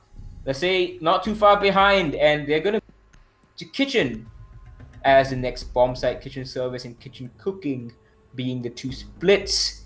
And it's a good bomb site. They're not playing it with the castle that you often see. So the bakery hold might be a bit weaker. It's going to be a Kayit coming out. So I'm interested to see what the setup is on site right now. The attack, it's pretty standard. It's pretty versatile. Ysera is going to be fairly important in opening up the bakery wall. When and if they get control of the bakery, they can also opt to go over for the freezer side attack over here on the east side. And that's an important wall to get reinforced too. But on Aerowolf's side, they do not have a Thatcher, a Maverick, or something that can deny the Kaid Electroclaws. So they're going to have a bit of a tough time getting the walls that they want open. 13 seconds left on that prep phase. It does look like Hysterics is going to be on that gridlock again. Lunar Metal still on that Jackal. Does love it. Does like to play the Fragger role whenever he can. Like you said last time, it's not necessarily his main flavor or his general look. But we are now onto round 8. Let's say have pulled up one more round onto Aerowolf, and it's starting to look a bit tighter and a little bit more believable for Lasay. But last time we were on Coastline, they were on a 3-round maximum win. Aerowolf pulled up all the way to 7, and it was a very stark and a very wide difference in that scoreline. Unfortunately for them, they did stop. Mizu pulls up. That's a good cam. Yeah, it's a very good cam. He picks up one man dropping from the hatch. We'll have a lot of information on Lunar Metal as he pushes through. Maybe he might make something happen here. I'm not too sure. Most likely, he's a bit too far away. Don't think he's going to make anything happen. Vix is taking a lot of risky angles here. Doesn't have to peek that just yet. Doesn't hear anyone, but he definitely doesn't trust it either. Now, Mizu's just going to sit here together with Daxam inside of Reading Room. They are unmolested for now. I don't think the Jackal ping is on them. No, it does seem that Daxam is the one getting tracked. And Speakeasy trying to get an angle onto him. He's not going to collect any shots at all. And may get one now, but it's very unlikely. It's a very tough angle, especially with Daxam firing back, and maybe a frag grenade would do the trick better, but so far it's Jordan coming out the worst for wear amongst anyone, down to about 25 HP. And Daxam, he's gonna take down Luna Metal altogether. And peeking wide, no information. Mizu takes down Jordan, the patient pays off. It does look like Airwolf are now on the back end, let's say turning into a completely different beast on defense. It is a very defender-sided game, as I would say, not a map, but it is starting to look very stark for Airwolf. They should be able to bring this around, especially with the opening kill for them onto Daxam here. That's your visual of the board, but Mizu refrags quite well, quite quickly as well onto Ysera. So there goes Thermite. There goes your hard breach. Not like they require it too much right now, but Speakeasy most likely going for a very risky drop right now. No rotation on that side into the laundry, and no one's watching him drop from the white stairs either. Does look like he's going to push in, but they're playing over by kitchen, so he's still got quite a ways to travel and quite a long ways to go. He's going to be pushing all the way through, and does look like, oh my gosh, Mizu has no idea where he's coming from, but I don't know how you missed that, my friend. He's right behind you. It's like he didn't hear him drop the hatch either, but you know, sure, man, if you say so. Oh, well, and can I just remind you guys, this is a first floor attack and 20 seconds left. Airwolf decided to start off on the 3rd floor and it's not worked out well so far for them at all. There is a crossfire right now waiting for Speakeasy. Hysterics is going to take down one side. He's going to smoke off the other. Oh. And the prone angle is going to win it out. Hysterics, can he win this? Avixis has taken out Speakeasy. But oh my gosh! Second popping up, and that is clean as it gets for Avixis. Fantastically played. Oh my gosh, Avixis coming in, popping up and popping off. He cleans up, and he's been performing so well with that Kaid. That DMR shotgun is doing work and wonders for the man, and he has brought the team back into an even scoreline. Can they do it? Yes, they can. Oh my gosh, I cannot believe he did that, because honestly, it looked bleak. Hysterics was so confident in his positioning. But to be fair, there was still one more, and it could have gone either way. If he got the kill in Avixis, which he should have, it could have gone either way, because 1, it's Hysterics. He is one of the best fraggers in the region. 2, he had there was still one more, let's say, member that had a flank on him, had him on an off angle. Well, it's going to be real interesting to see. But now Avixis is going to be playing smoke, but this entire time we've seen only Sinrednov play smoke on this team.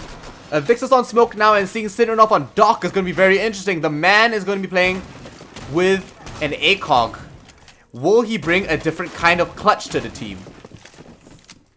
Yeah, we're going to have to wait and watch. Sinrednov, obviously, as you said, he's been a fantastic player on the smoke, but Avixis, surely he's been trying a lot of new things, and it's been working out okay so far since the Pro League has restarted. So, working out okay, and especially against Airwolf right now, they'll be feeling pretty fine. They are tied. So 2 rounds in a row for them on defense, and Airwolf might actually struggle to get the win on this one. I can maybe sense a draw creeping up. Could be very real very soon. It does look like we are going to be going hot-headed and head first. It's around 9, 2 minutes 30 right now. Hysterics still on that gridlock. And generally the roster on Lasay is quite consistent. Daxam damages himself from an impact grenade. A little bit sloppy, but nothing too bad so far. It's just a little bit of health. But now that they're playing over by reading and dining. It's a very different side. We didn't actually see Aerowolf play on the side before, did we? No, I don't think we did. Now Speakeasy, he's coming into Cigar, swinging in wide aggressively, face checking with the skeleton key, in fact, and Jackalping's gonna come out right behind him, but there is a reinforced wall, and with the MIBR skin, he's looking to peek out with the skeleton key. That might be ill-advised, and oh, there's a gunfight right there. Daxam, I believe, jumping out after getting scanned. He's gonna get away with it. Jaeger's gonna get scanned, and the drone is gonna be lost, and looking towards heaven, the Valkyrie camera is gonna get taken out by Luna Metal. But oh, C4 comes out from below. That's brilliantly done. Mizu this time answers back onto Luna Metal for the Assassin's Creed kill. And Hysterics, he's got the drone on this. Oh! Oh my gosh! What are you doing? You can't do that. And it is traded out, however, by Speakeasy, but It cost them a it's lot. still man count. Yeah, man count advantage for Lesay. Speakeasy trying to get some angles in from below. He's not doing too well. His buck plays have been decent, but on the whole, not too successful. So it does look like they know that they've got an angle into dining from this point, and they also have maybe one man downstairs. They don't exactly have any visual information, and Jordan's going to take the the decision to rotate over to the external entrance. From terrace, Isera cleans up Daxam, and there goes your vigil. Now 3-3 right now, but with a health deficit. Jordan taking a little bit of damage as well from Evixus, denying any entry from the entrance of reading from terrace underneath what we also call, by the way, hell. A couple of shots get traded out at the top of white stairs, and it does look like Mizu trades out a little bit of health. Frag grenade goes out, it keeps him a little safe, and it does look like a couple of flashbangs go through as well from the sound of it. Yeah, well, he misses that one as well, and Isera picks up a kill onto his stairs. So He's Evixus, right next to you! Mizu missing it time and time again. Arrow will pull up another round on round 9. Again! They just overlook it back to back, and Mizu, I don't know why he just keeps looking the wrong way. It's the same drop, it's the same operator, it's the same everything. Yep. Just carbon copy. He just died in the same spot too. Yeah, but just how is he not hearing all of this chaos right next to him, right behind him? And I thought it was Speakeasy dropping to his death. I thought surely Mizu had this, but no, it was Airwolf apparently.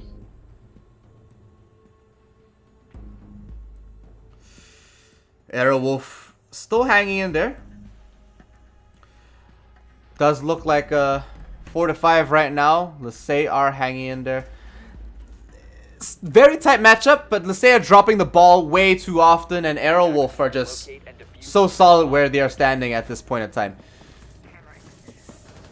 Syndrome playing the Syndrome playing the Echo now though. We gotta think about that. I'm not too sure what to say other than, you know, they're experimenting after all. And it's okay to experiment a bit, and Sindranov is not a bad shot at all. Perhaps they feel like he's better on the Echo.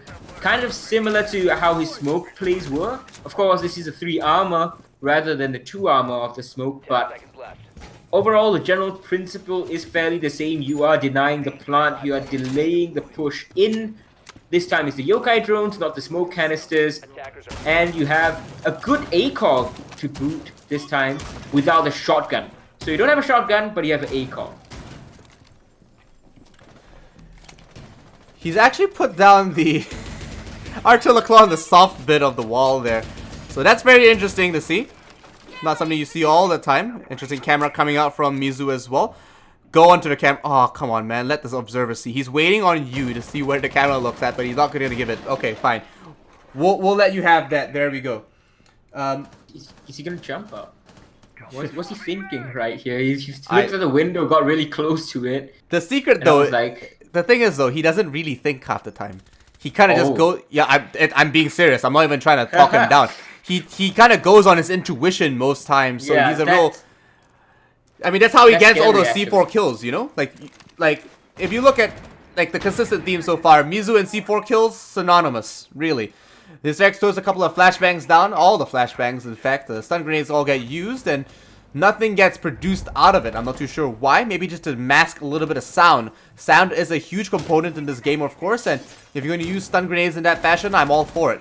A couple of shots get traded through the cigar shop box.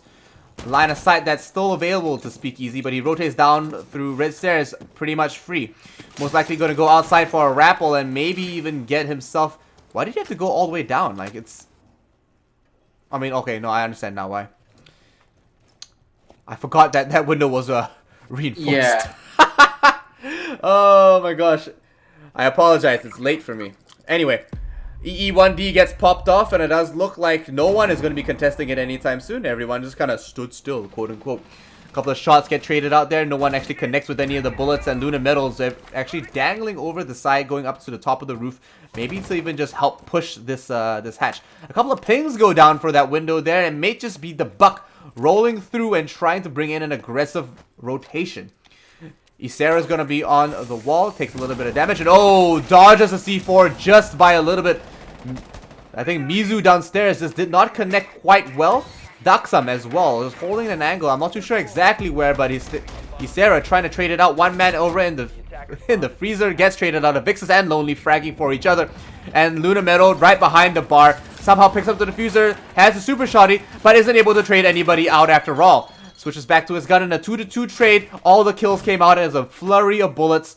It does look like Daxam and Mizu are rotating back to site. Right through the track stingers. Mizu rotates through to the cigar shop. One more kill from Jordan at the Daxam, and it does leave him in a 1-2 situation. No. The man has fragged out. The man has clutched before, but he pushes through his own barbed wire, and it does look like he's got to reload just before he decides to take a fight. They've got the information available to him, and he might just be able to actually bring a kill out here, but I'm not sure if he's looking in the right direction. He's got too many angles to cover, and he's in a very swapped position. He's going to be rotating through. I don't know if he's actually going to be covering that one. A couple of shots get traded out. He's dropped super low. He's going to be peeking the angle, but it looks like he will be taken out here, and Airwolf go up again onto round 10. The power of the track stingers right there. It forced the Valkyrie to just sit there. He couldn't go anywhere. The track stingers were just blocking his way, and the moment the Luna Metal would have heard those track stingers getting destroyed, he would have pounced. And if he didn't destroy those track stingers, it was, as you saw, he's stuck in that position. So really stuck between a rock and a hard place, and that's the power of those track stingers in a post-plant scenario. And I remember when Gridlock was launched, a lot of people criticized her for being a weak operator, but honestly, you can't really tell until the Pro League starts using her, and this is the potential of the Gridlock. She is central to many strategies across many teams, G2 Esports being one of them, of course, Uno being their Gridlock player. And over here, Luna Metal using the Gridlock to great effect. First, you saw Valkyrie had to fight the tracks on red stairs, and then, of course, at the bomb site itself. Daxam's going to put up those reinforcements, and he will be playing on a very different role. So usually we have seen him on that Legion. Oh no, so on the Vigil, but he's now swapped over into a more passive position. Very different from where he has been before, and I'm surprised he wasn't in this position before, to be quite honest.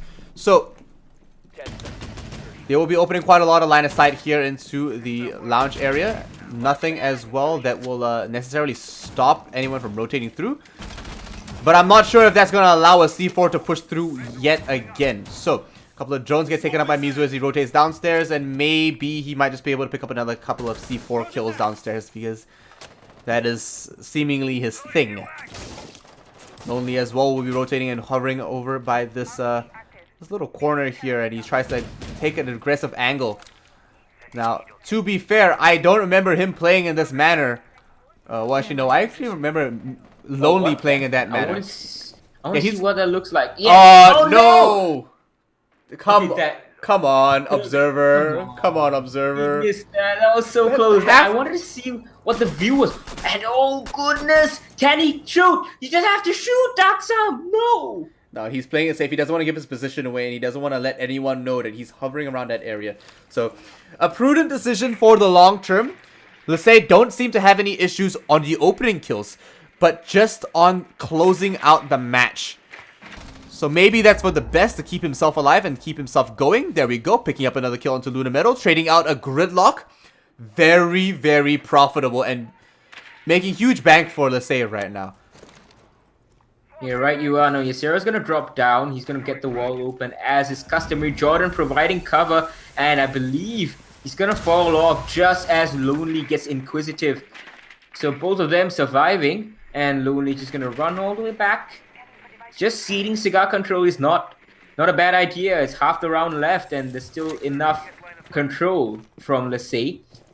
They are on the back foot right now, facing 2 match points, but it's definitely recoverable, especially with one member. I believe it's Mizu down below. He has a C4 in hand.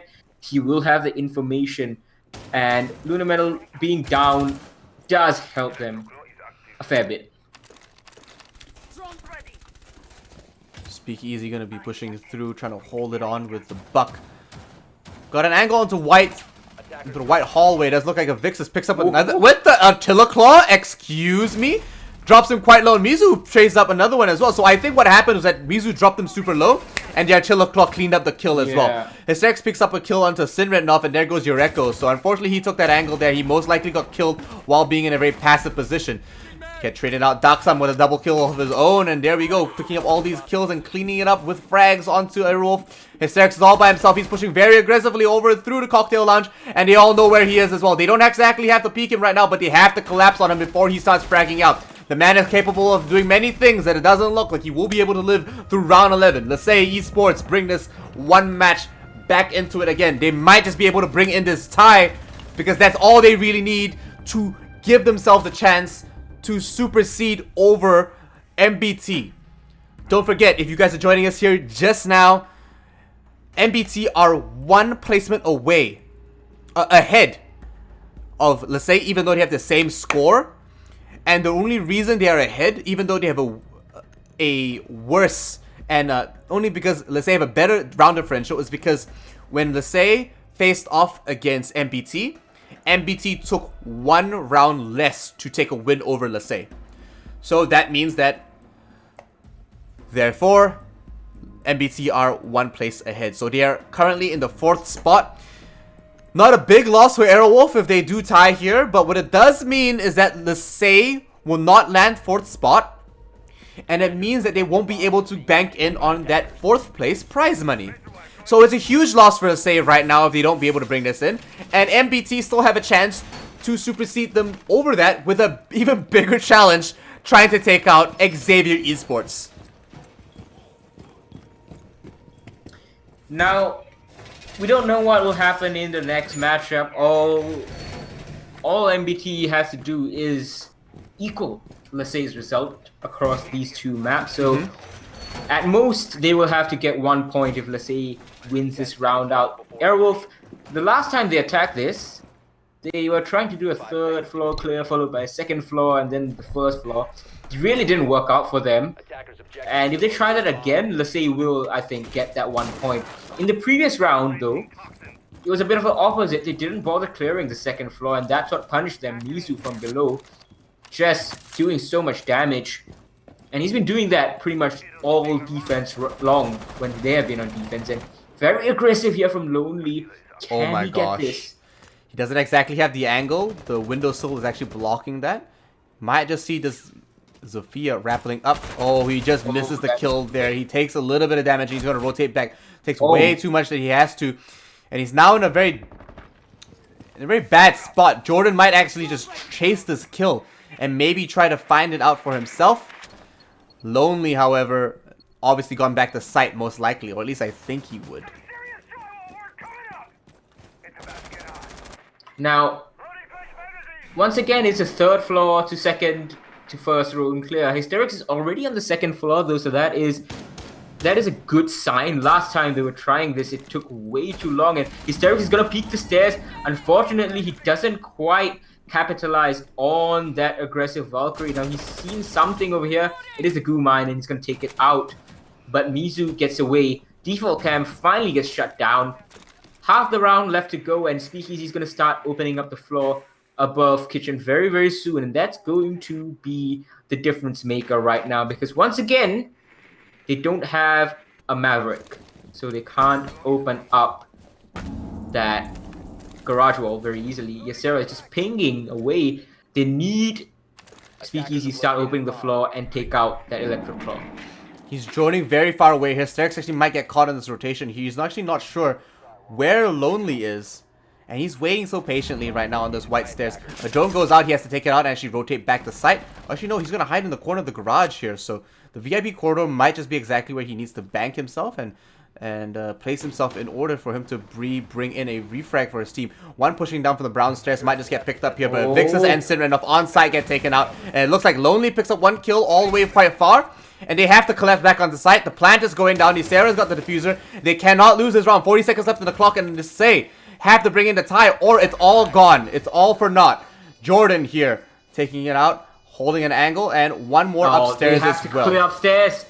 Oh my god. Speakeasy can win this on his own if he's left to it. Doesn't matter what happens, and Daxam actually falls, so does Lonely, and Mizu has no time, no effort. This can't happen. Speakeasy's just gonna hold strong from upstairs, play it passive until he needs to, and this round is all but over. Ysera might fall, it doesn't matter. Speakeasy's got the cover from upstairs, and that is GG. Aerowolf take their time, take 12 rounds, but they get the win over Lasay on this map as well. That's a 2-0 victory in this series, and it means that MBT can stay safe in the 4th place. Aerowolf definitely showing that they are the top dog and that they do deserve to be here. 13 kills on Jordan, the man, the new boy, the new kid, turning up quite big, and Vixus and Mizu also double-digit fragging, but it's just not enough to pull in that tie, unfortunately. So Aerowolf now on 7-5 currently, looking very strong. They didn't need this win, but they did deny Lasay the victory that they've been searching for this entire time. Indeed, Jordan starting off his Aerowolf career pretty well. A 7-2 and then a 7-5 victory on Cafe, no less. It's a map that Aerowolf don't particularly like, aren't particularly good at. So Jordan's going to be feeling good about it, trying to integrate himself into this lineup that only just recovered from a very, very volatile Season 9. Back then, they had so many changes, to which one point, Lunamel just remarked to me that I don't even know what's the next roster we're going to play with, whether it's in Scrim or in the Pro League. Things are changing so hard and so fast. So Jordan has a tough task ahead of him. He's shown he's given a good account of himself. He's shown good performance over here. Those clutches were great, honestly. Yeah, fantastic. He's got some good rotations as well, and he definitely might be the key to changing Aerowolf's luck around going into the APAC finals. But we're going to go to a 10-minute break before the next match. Don't go anywhere, folks. We'll be right back.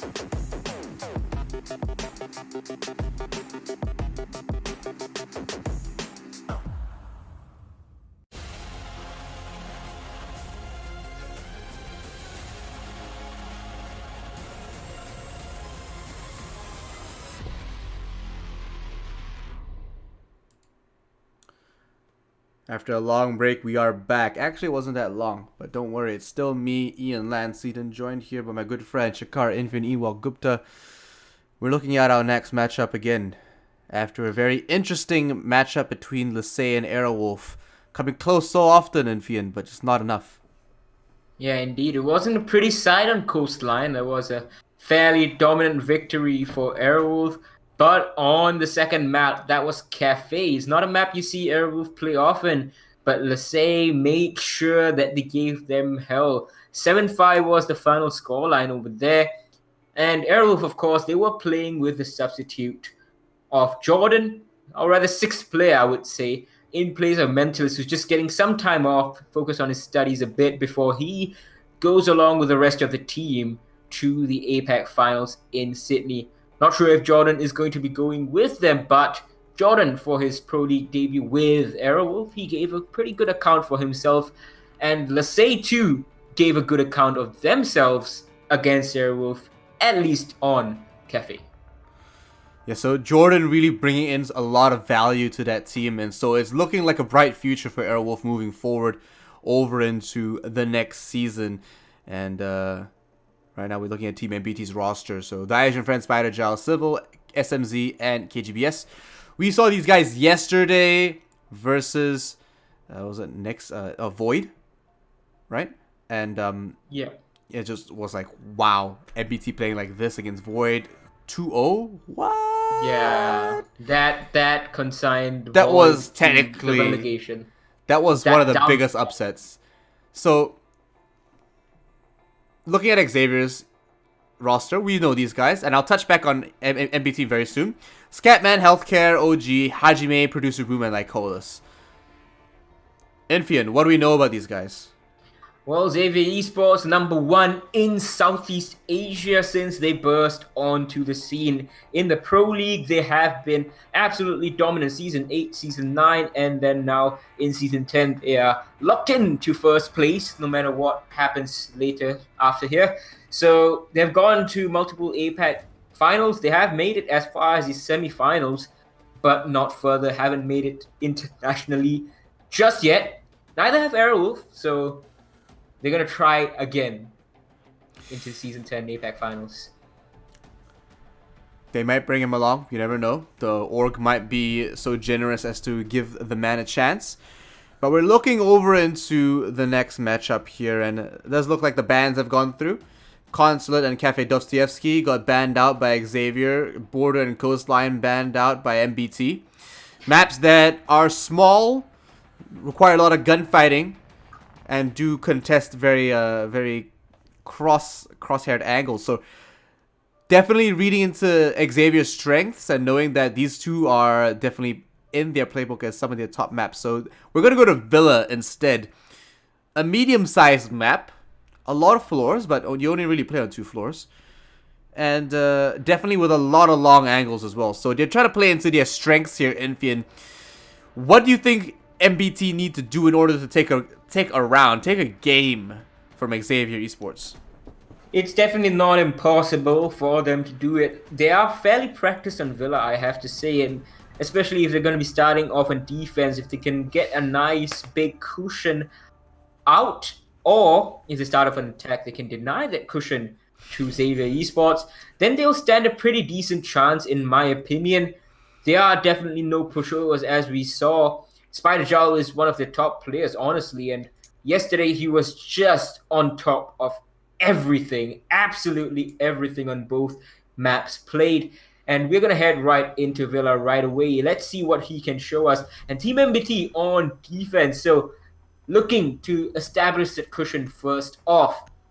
Hopefully they can do it, and Xavier Esports, if they're going to be conserving some strategies for the APAC Finals, this might allow MBT to get a nice little win or even a draw at worst. At the worst. They don't really need to right now, considering that they've locked themselves in. And, I mean, Airwolf have locked them in, sealed the deal, and allowed them and kept them in 4th place. So, congratulations to MBT. But what I did want to talk about beforehand about MBT was that... never mind. I completely lost it. I waited too long. It's out of my brain right now. I'll come back to it eventually. But Nomad being banned out, Great. Take her off the map. Map like Villa, not too many runouts, but a lot of close rotations, and she can cause a lot of roamers a lot of problems. Xavier gonna ban out Echo as well, and I mean this is them starting on attack, so they're prepping for not only for their defense, they're looking towards the long term as well. Valkyrie being taken off the board, not too surprised there. Does have a lot of angles down the long lines, and will be able to provide a lot of information. There are a lot of spaces you can put your Valkyrie camera these days that provide your team so much info and allow your team to play in such very, very different ways, especially on a small map with a lot of rotations like Villa. Yeah, that's right. Now we have the bans on board, locked in. It's fairly standard, as you said. So Trophy Statuary is going to be the first site defended by MBT. Now they like Trophy Statuary, and it's their primary bomb site. Some teams prefer Aviator Games, but that is the secondary bomb site for MBT. And fair enough, both these bomb sites are strong, and you can rotate between them as you please, depending which one you're more comfortable on. If you win one, you're gonna have to go to the other anyway. So we're gonna go to our first site here. MBT on defense is gonna give them a bit of a benefit, gonna give them the benefit of the doubt and the best possible chance available to them. Barbed wire being brought in by SMZ as well, and we've seen him on very aggressive roles, playing out quite forward. Could very well be exactly what they need, and he's been on that role consistently, so he's been performing quite well. Sibyl's gonna be on the Maestro, which is like, I mean, he's played on Maestro quite a lot, right? I feel like we've also seen him on very different roles. I think in some instances we actually see him on some soft anchors / roamers. Not too sure if it's a bit of a switch up this time. The Asian friend is going to be doing his thing. We've seen him consistently roam and actually take around external sites and delay the enemy as much as possible. He's actually pretty good at it, Infi, and I'd have to say so for myself, that the man does a bang-on job at wasting your time. Yeah, honestly, SMZ, I remember one of the matches earlier on this season on Villa itself.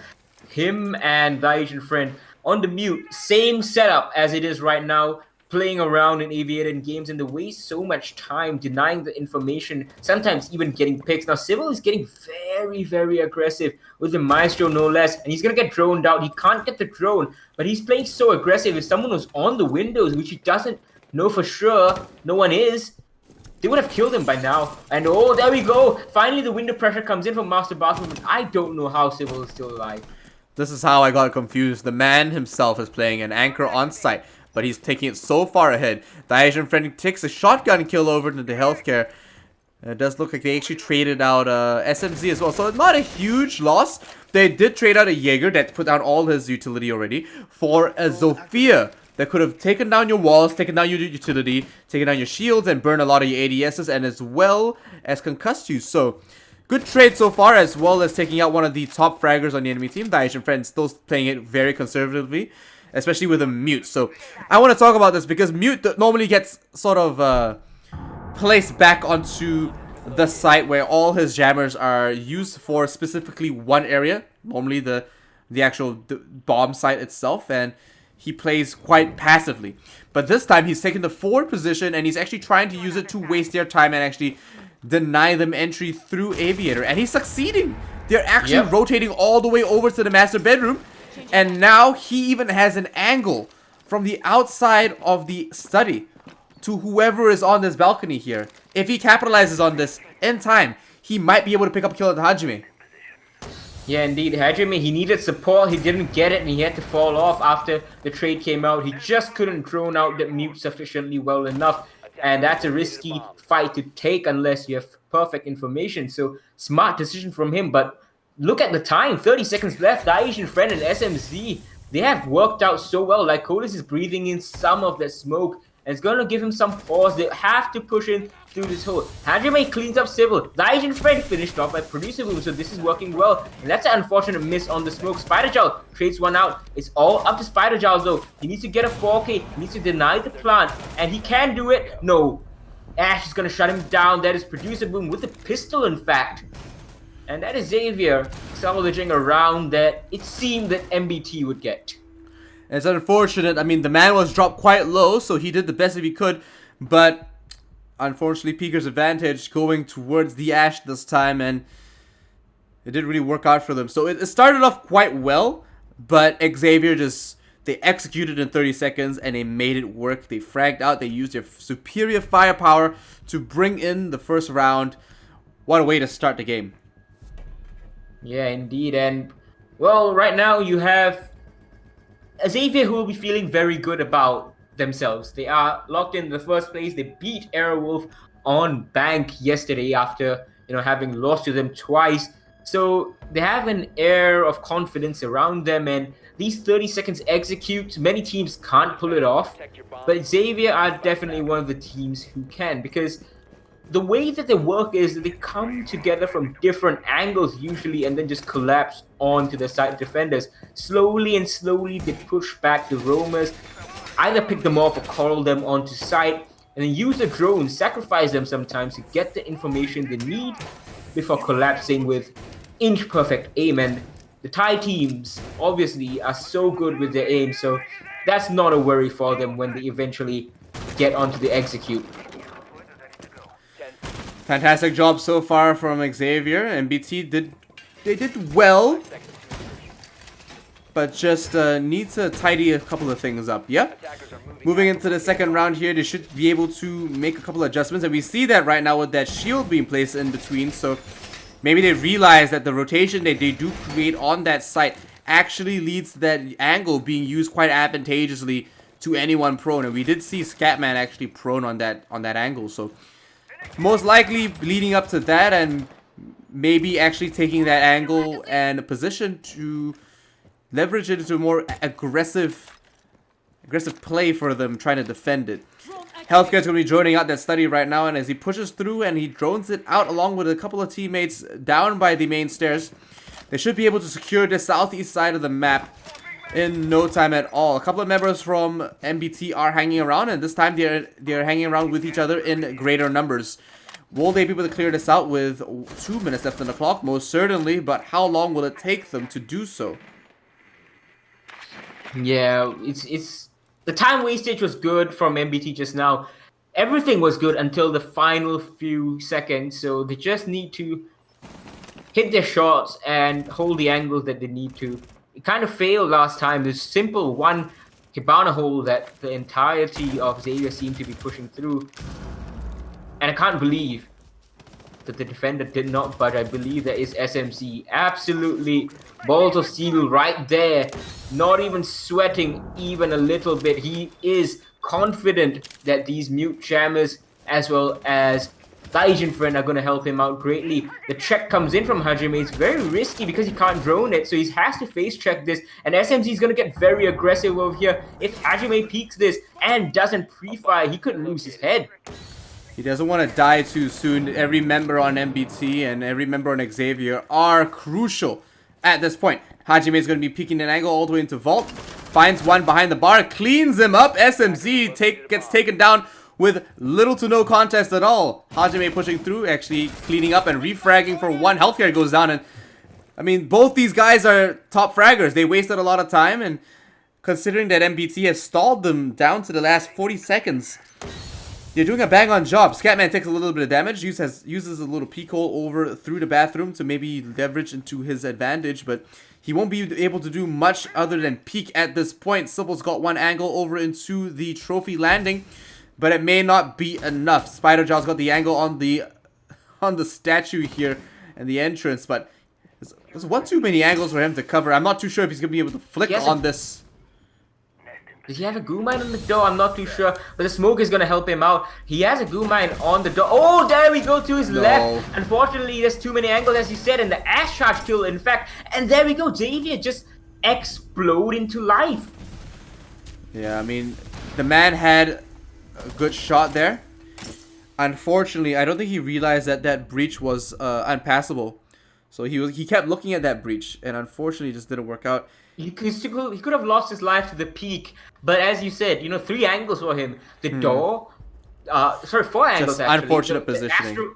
Astro door, master bedroom door, the hole, and the door right to his left. So really, not much. Too much for him to do. You know, Yeah. his teammates really needed to provide one angle for him to hold and then cover him on his 6 for the other. Too many things for him to do, and honestly, I felt like they just needed to cover the one angle from master bedroom and let him handle the door itself. Maybe even let him rotate to the other side of the statue. That might have worked out a little bit better for him. Defuse bombs. Yeah, honestly, MBT's choice to repeat the site wasn't too bad initially. They thought that, well, we wasted the time, we even got a 4-4 pick over there. Just we need to hold our crossfires, hit our shots, but I don't think they have been successful in that. Or there's a bigger problem, something that we can't see, something that MBT can't see. So this time around, they've decided to go on to Aviator Games, and it's probably a wise choice. If twice you can bring the time down so low and yet fail to win it out, perhaps you just have to concede defeat on that bomb site. Attacker's objective is to locate KGB is going to be bringing the Meister this time, so a bit of a swap over from what Civil was playing on. So not too alien from what he already does for the team, but now SMZ on the spot before. And if you're not familiar with the Australian scene, we've seen a lot of players actually play on this particular position, namely Stigs and the Acme Association. Actually, what they do is they stack up 2 to 3 members on that spot, and they use a mute jammer to... Oh my gosh, Healthcare cleans up one into the Asian friend. And a bit of a late rotation from him, and I'm surprised he reacted the way he did. Hajime also got taken down, of course, so still got a couple of shots into him, and oh my gosh, there we go. SMZ cleans up one, almost cleans up second, rotates all the way down the red stairs, and he's going to get away with that free. So a nice little refrag onto the Jackal. Good trade, denying a lot of intel for Xavier Esports. Yeah, and the gun battles right now, the 50-51s are going in favor of Xavier. They're just too strong to handle for a lot of teams, and MBT is one of them. Even APAC finals teams sometimes struggle to deal with the gunplay that comes out from Xavier Esports. So to beat them at their own game, you have to make it an unfair situation for Xavier Esports. You got to make sure you have a drop on them, just like how SMZ did onto Hajime for the refrag. So the Asian friend, valiant attempt, but Healthcare through the drone hole. That is poor positioning from him. You gotta be wary of that. It's a common spot, especially for a Maestro. He can just sit and vault all day long and get picks, and that's really poor. So that's gonna put Xavier in a man count disadvantage, and SMZ still on the roam, ready to come back from the back and wreak some absolute crazy damage. He might just wreak havoc as well. A couple of angles for Spider. So he's actually rotated to the main stairs, trying to hold it as long as possible. He's got a nanotoxin, might just be able to provide a little bit of information for himself. Most likely trying to hold the 90 hall as well over by Classical. So he's got a lot of positions for him to cover yet again. The man has performed quite well, and if I may say, out of his mind, considering the yesterday. Like always gets picked up by a impact grenade, but he gets immediately retraded and refragged by Producer Boom. Scatman onto KGBS, and it does look like it's Civil against 2 men. Producer Boom and Scatman putting down the smoke grenades, the smoke arrows, and a couple of the fire arrows as well. Goo Mine will delay Producer Boom, but not for too much longer. The plant goes down behind the door now. He's going to be rotating over through the door. No? Maybe not. Putting that down. I'm not too sure what he's trying to achieve. He wasted so much nice time. Fantastic C4 from Silva, and all you guys got to do is... HP. I know, he's just got to bait for time right now. Claymore's still in his back pocket. Scatman might be able to win this out. Civil's dropped super low as well. They are essentially on 1 bullet each, and no, Scatman actually wins the trade. I cannot believe it. Xavier Esports wins round 3. Oh, that was just very unfortunate. Someone was going to be the loser of that. And it's unfortunately Civil. That's the 3rd round in the back for Xavier. And it all came down to this on-site presence yet again. They had the man count advantage going into the final execute from Xavier. So they were conceding ground at the correct intervals. But when it came to the site presence, Producer Boom and Scatman, they were just too hot to handle for MBT Impetus. And if the site presence isn't strong enough, maybe you need to swap roles. maybe you need to go more aggressive, and it seems that KGBS might be doing just that. You need to change something. Either you need more information on where the push is coming from, or you need to stop the push a lot earlier. That means your roam game needs to be stronger, or you need to swap roles. So different players try the Maestro, different players try the, Smoke and the Gridlock, the Kaid and what have you not. Spider's going to be rotating over, and he's going to be putting a couple of goo mines over by trophies. So very, very widespread goo strategy, trying to bring in as much information as possible. Civil as well going to be putting down the Evil Eye over by the corner of Classical Hall. So hatch will be finally opened up, and they will be rotating back to site. A couple of reinforcements going on the outside as well. It does look like the Asian friend going to be donning the SMG-12 as he rotates all the way back into the Astro. Hopefully doesn't get traded out too early this time.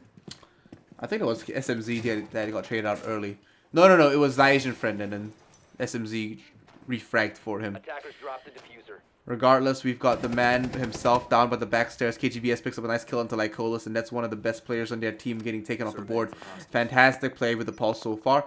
Not too sure where else the enemy might be coming from, but that's the diffuser outside Bicycle as well. So quite an advantage for MBT right now, considering the rest of Xavier are nowhere to be seen and nowhere near that diffuser kit. They're doing fine, really. But Xavier Esports, of course, I mean, who knows what's going to happen at what stage. Hajime is using the basement of all places, and Healthcare OG, he's going to light up the Asian friend so very much, but the Asian friend just survives. A bit careless on that, but it's a hard angle to check. And Hajime from the basement, he's going to come up, take down SMZ before Producer Boom. The captain is going to be felled, so still keeping Xavier on their toes right now and forcing them to make this first floor roam clear. So seems that what I was talking about, the more aggressive roam game from MBT and a different kind of roam game for the same bomb site, it's coming out, and it seems to be working well, and everyone's back on site. In fact, that may just be a bit too early. Civil going to be opening up a little bit more with the Bailiff. I'm surprised they haven't taken the impacts on Maestro. We have yet to see that, actually. We've actually seen him take barbed wire instead. I mean, it just means that he can impact trick, and he can use his laser to destroy the utility. You know, like, he's got multiple ways to deny entry now, but you're only restricting him to just the barbed wire, sure. Not like anyone else has barbed wire as well, right? Anyway, regardless of this fact, he is going to be on point. They're going to be trying to contest this with the PDW9, who's, by the way, since the latest patch has had its drop-off rates readjusted, both ADSs deny all those concussions. Spider Gel gets a nice kill into Scatman. Two members hiding behind that bar right there. Hope they don't pick up their hit just too soon. Healthcare is going to be thinking about pushing through. Hits a goo mine. Somehow, I don't know how, but he does. Hajime picks up a kill onto thy Asian friend, and he will be rotating back to see his friends. Another ADS around the corner will be denying him another. Well, how do you not see that? More use. Doesn't see it through the smoke itself. The impact grenade does miss. C4 doesn't though. It's triple kill going to KGBS right now. The man's turning up big for his team. The plan has to go down behind that vault, but no, he tries to get the frag, and MBT stopped them. Cleaning up around onto Xavier Esports. Anything is possible here in the Southeast Asian Pro League. Although I will say that Xavier have won 3 rounds on attack on Villa, by the way, and it's a very, very defender-sided map. So even if they lose the next 2 rounds as well, they're not going to be too worried. But that was a good change, for sure, from MBT.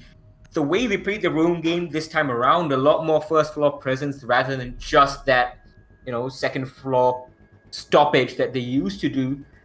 It worked out well. They were quick on the trades as well. That helped out a lot. Kept the man count advantage firmly in their favor throughout the round. And when the on-site push came, it was finally sufficiently weak enough, and MBT's presence was strong enough that they won the round and finished off all the attackers. Yeah, well, MBT here Definitely not in the best position, but definitely not out for the count just yet. 2 more rounds left available for them to pull in 2 more wins to make it a possible 3-3. They're not going to go down without a fight for sure, and does look like KGBS will be opening up some of these, some of this line of sight here between some of the, between these rooms. So, rotating over, does look like they will be trying to defend for as long as possible, and putting a couple of pests down as well. I hope that Spider doesn't go into the same position he was before. I do see that SMZ is playing in a similar spot. I think maybe the Asian friend maybe probably along with him, but instead now on that vigil. I just hope that Spider has a better position to defend this time around coming through, because honestly, where he was before, over by the statue, not great. Honestly, didn't help him at all. Hopefully it helps him out this time around, or he tries something new. So twice they have tried this, Team MBT, and it's been a failure defending this bomb site. They went over to Aviator Games, failed it once. It's a change. They need to make a significant change. The time wastage is actually perfectly fine, but maybe they need to rethink that in order to change how they defend their site, how they push back the Xavier attack. If they do that, I can definitely see them winning this round as well. They're not doing too poorly at all. The Mozzie is a bit of a change, of course, but it's not too much different functionally from what it was the last time. Still going to be Hajime helping out to receive that push, and that's SMZ. Unbeknownst to him, he has been spotted out on the drone, and there we go. I think he's just going to skip over the drone. He's too tunnel visioned on his crosshair. There he goes. Sees the drone, shoot is out, and Xavier just content to take the time. They don't have to do anything just yet. They need to sort of get into the right positions, but now that Hajime, he gets collected over by the 90, the Asian friend waiting for the... I don't know, man. These guys are just balls deep half the time. They don't really care too much, but you know what? He had double data denial, so they had no clue he was there. Pest on the door, his ERC as well. And now that Lycos has opened up a little bit more line of sight into the trophy and most likely over into... the Astro as well. Healthcare gets picked up by the Asian friend as well. So, you know, him on that vigil is working out quite well for him so far. Yeah, doing pretty okay. Producer Boom's got a long angle right now with the Mark 14. But Scatman's the one picking up the next kill. Spider Gel falls. So, trying to level things out in terms of man count, but still down. The Hibana hole has been opened up pretty successfully. Again, they have not brought any bandit or anything of the sort to even slow Xavier down. So that baffles me a bit, because Lyco is not... Oh my gosh! And actually, he takes down Civil. I don't know how that happened. The Maestro just completely pushing up blind, and lots of shots flying wild from the Asian friends. The plant is going to be so very successful, and they're in a very strong position. C4 flies out, no information goes wrong. SMZ takes down Producer Boom though, but Scatman likely to collect this kill? No, he's going to miss one. Yeah, he has to rotate over to this breach right now and hold this angle down. Keep Lycolis alive for as long as possible. 2-3, they have the man disadvantage. Oh, he's actually rotated over into the astronomy. One more goes down. Scatman picks up one with the firebolt. And there we go. One more onto Hajime. Oh no, Lycolis gets taken out, and the Asian friend cleans up house. They're popping off. The captain himself taking matters into his own hands. So that's a good retake from MBT. They were looking a bit frantic, but luckily for them, Xavier Esports didn't really have too much of an idea what was going on as well. The frags came out strong and true from Team MBT. That was pretty much enough. They came in supporting each other, taking the fights as it should. Supporting each other is something that a lot of teams may take for granted, but you can see how much confidence it gives you, how much more confident the players are when they know that even if they fail, they're going to be traded out. What I don't understand, though, as we see the Warden get 6 picked away, what I don't understand, though, is why MBT don't care about bringing any anti-breach. They have Kaid available, they have Mute, they have Bandit. Every single time they defended Trophy Statuary, Lycolis on the Hibana just opened up the hole and walked right in. Or got picks from it just by looking through it. So there's no Thatcher coming out, there's no Maverick coming out from Xavier, so maybe that would have been a better choice. But this time, it's a Finka coming out from Xavier. They just want to take that aggression to the next level, and they want to be as aggressive. And they want to just bring that momentum and keep it going, you know? They want a little bit extra oomph in those pushes. But Spider Jal is going to be the bane of their existence, being able to actually disable all of that with a single goo mine. The man should be able to put a halt to any pushes. I mean, Legion himself already stops a lot of aggressive pushes and cuts off a lot of rotations, but actually seeing him deny a Finka in Pro League and in a very competitive setting is rare. So, KGPS now over in the library, over in the living room, holding for as long as possible while the rest of his teammates try to bank in and finish their setups right now. A drone coming in from the second floor will ensure that they do clear out the entire building before they push on the site so that no one is going to get in their way last minute. But have they cleared out the one man downstairs? It does look like Producer Boom has a feeling about this. Pre-fires a couple of angles, has some decent understanding of that basement, which is rare because most people just don't go there, Infian. Well, Lycolis now, he is droning as he often is, support main for his team, but a strong fragger nonetheless. Hajime gets the first kill, lead off onto KGBS, and the Finka boost comes in, trying to aid any members that might be looking to get a little bit more aggressive. Hajime lost his drone, despite killing the Mozzie, and gonna shoot out the now defender drone. Scatman pushing in over here from Stable Yard. It's a strong position. No one's watching it, in fact, as well. So if he jumps in, he should be pretty much fine. No one that I can see, at least, watching that angle. But Xavier Esports, again, content to just take their time, wait for MBT to try and feed themselves into their gun sights. But it's not really happening so far. MBT, they're a good team. They've wisened up to this style of play from Xavier Esports. Yeah, so Xavier as well. Not too sure if they're gonna adapt or change anything up, or maybe change their pace. They did change their roster around a little bit, and we did see that. We did speak about it briefly.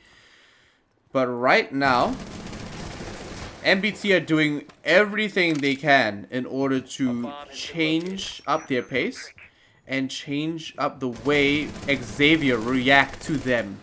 So, and we can see that this is effective because they have no set playstyle right now. Oh my gosh, Scatman gets collected by Silver. I cannot believe that happened. A white peak from the Maestro, collecting it with a holographic one-time scope on an Elda 556. Might get one more right now. Yeah, maybe. No, he gets collected instead. Countered. Hajime gets refragged by Spider Jal. There we go. The man himself may just be able to collect this with... Oh no, there we go. He gets cleaned up from the entrance over here. 2 members in sight. May just be collected. Oh, the Asian friend wants a healthcare. Does look like a couple of shots from the Finka go out. Man pushing from the right-hand side here. Does stop. What? Does get collected, No unfortunately. way. Yeah, there. Producer Boom with the LMG just unloads the entire clip over into the right-hand side. Don't even take your finger off that trigger, my friend. That was very, very close. That flick onto the player behind the bomb was also important from Producer Boom. And Lycole is falling off the plant to secure that kill onto the Jaeger himself. Risky move, especially with Producer Boom in support. But it works out well enough. And now Xavier Esports go into their defensive half up 4-2. And this is where we might just see them absolutely run away with the map.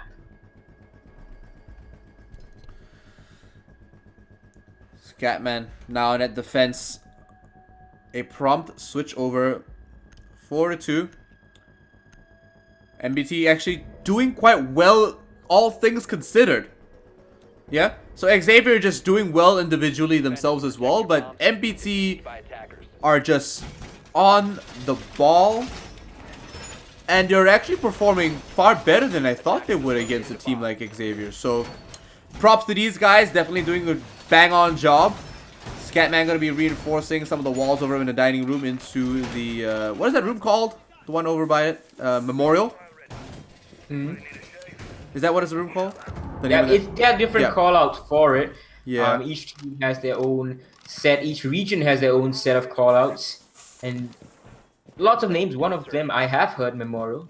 Yeah, I think it might be Memorial. Anyway, Hajime is going to be reinforcing that last wall because you don't want to leave that wall soft out of all the 3 panels Objective is to defuse on that side there. That's like literally the one angle you want to make sure is covered at all times. It sees right through the site. Every other reinforcement does minimal sight blockage, and Producer Boom is just reinforcing literally everything, trying to stop any sign of a push. Now, Scatman, he's playing a bit more passive than I would have expected inside of Memorial, and I'm a bit surprised by Xavier in general right now. KGBS is on the Twitch, and that's a fearsome operator for him. He's going to be able to get a lot of frags, but first he has to get through all these barricades, and they are essentially the poor man's Legion mines, and there are Legion mines, in fact, also available. So the combination of which are really going to force MBT to slow things down, allow Xavier Esports to know exactly where they're coming from, and therefore be able to receive the push. Prone angle comes out, and oh, so much damage. The reload comes at a poor time, and pistol kill, trying to get it, but the Asian friend is going to fail. Healthcare OG coming off the better in that engagement. Jackal Ping still there, and he's going to actually fall KGBS, and one more. What? Finally refrag like Colis. That's his second of the round. I can't believe MBT just allowed him to do that, trying to focus so much, and that's such poor timing. What? And that's a free kill on the smoke. Can he get this one? Yes, he can. And what is happening right now, the Asian friend? This has been absolute chaos. And one more coming from the behind. Can he collect this 4th kill? He's been so low, but Xavier Esports running around like headless chickens right now. The Asian friend is popping off and doing a bang on job right now. Frag from the backside. Producer Boom picks up a double kill to clean that up. And he's turned the tables once more. All the Asian friend's work has gone to waste. And it does look like he collects the 3rd as well. Xavier win round 7. The man is a force to be reckoned with, and he's not going to go down without a fight. The Asian friend had a really good run though. He got 1, 2, and 3 back to back in a really weird fashion. But Producer Boom had none of that, man. He was just like, you know what? You had your chance. It's my turn now. Sorry.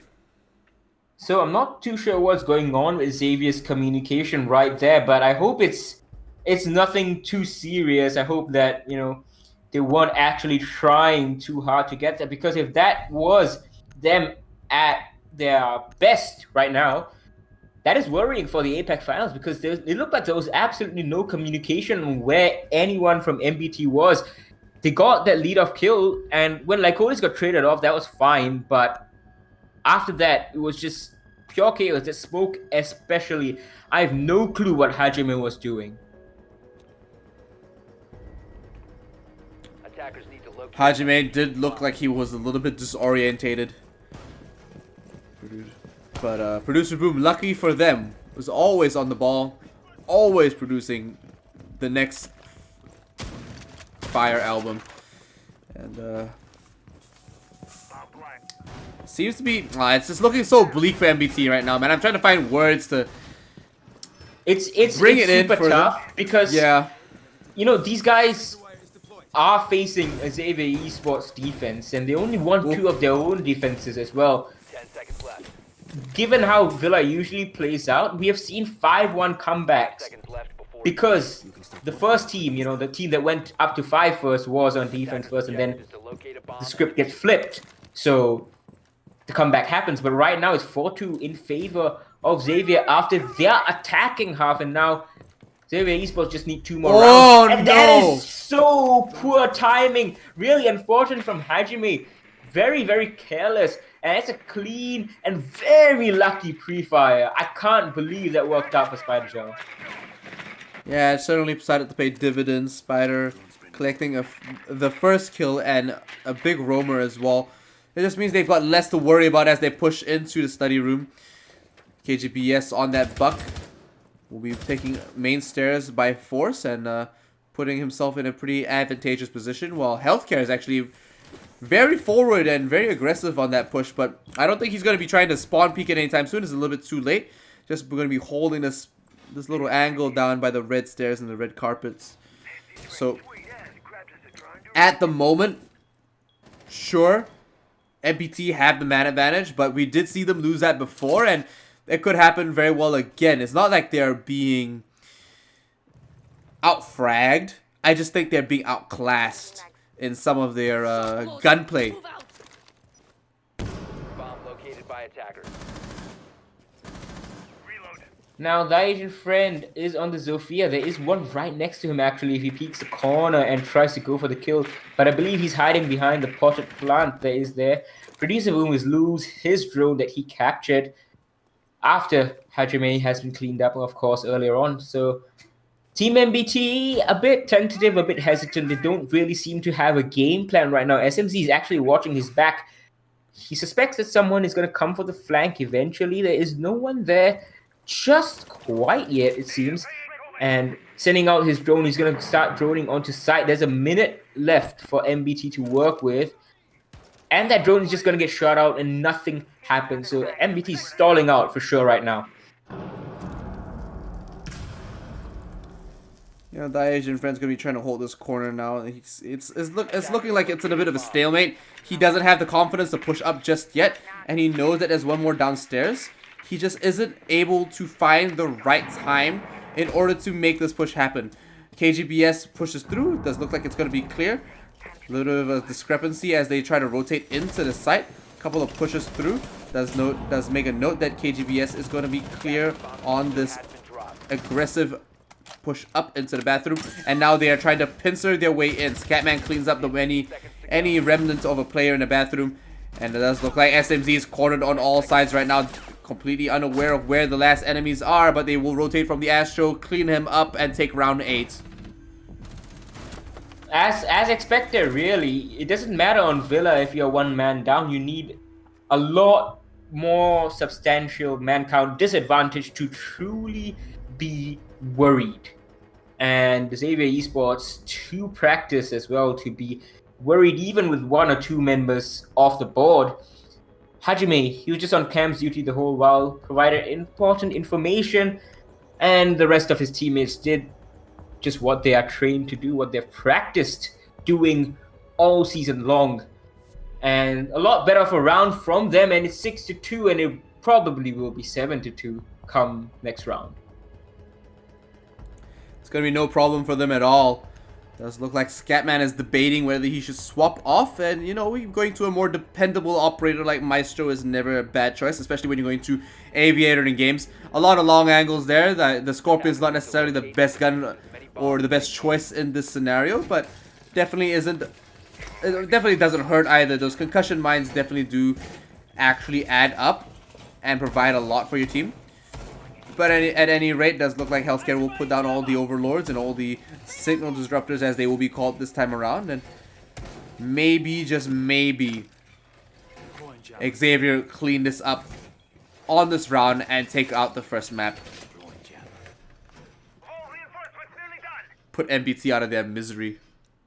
10 seconds left. Honestly, MBT haven't been too poor overall, but it's just they've come up against the best in Southeast Asia, and the best make a lot of teams look like chumps, and they've done that to Airwolf for a while before Airwolf started coming back, of course, with their Rally Major qualifier wins. So, and even then on the map number 1 between Airwolf and Xavier, it was a pretty strong victory for Xavier Esports on Coastline.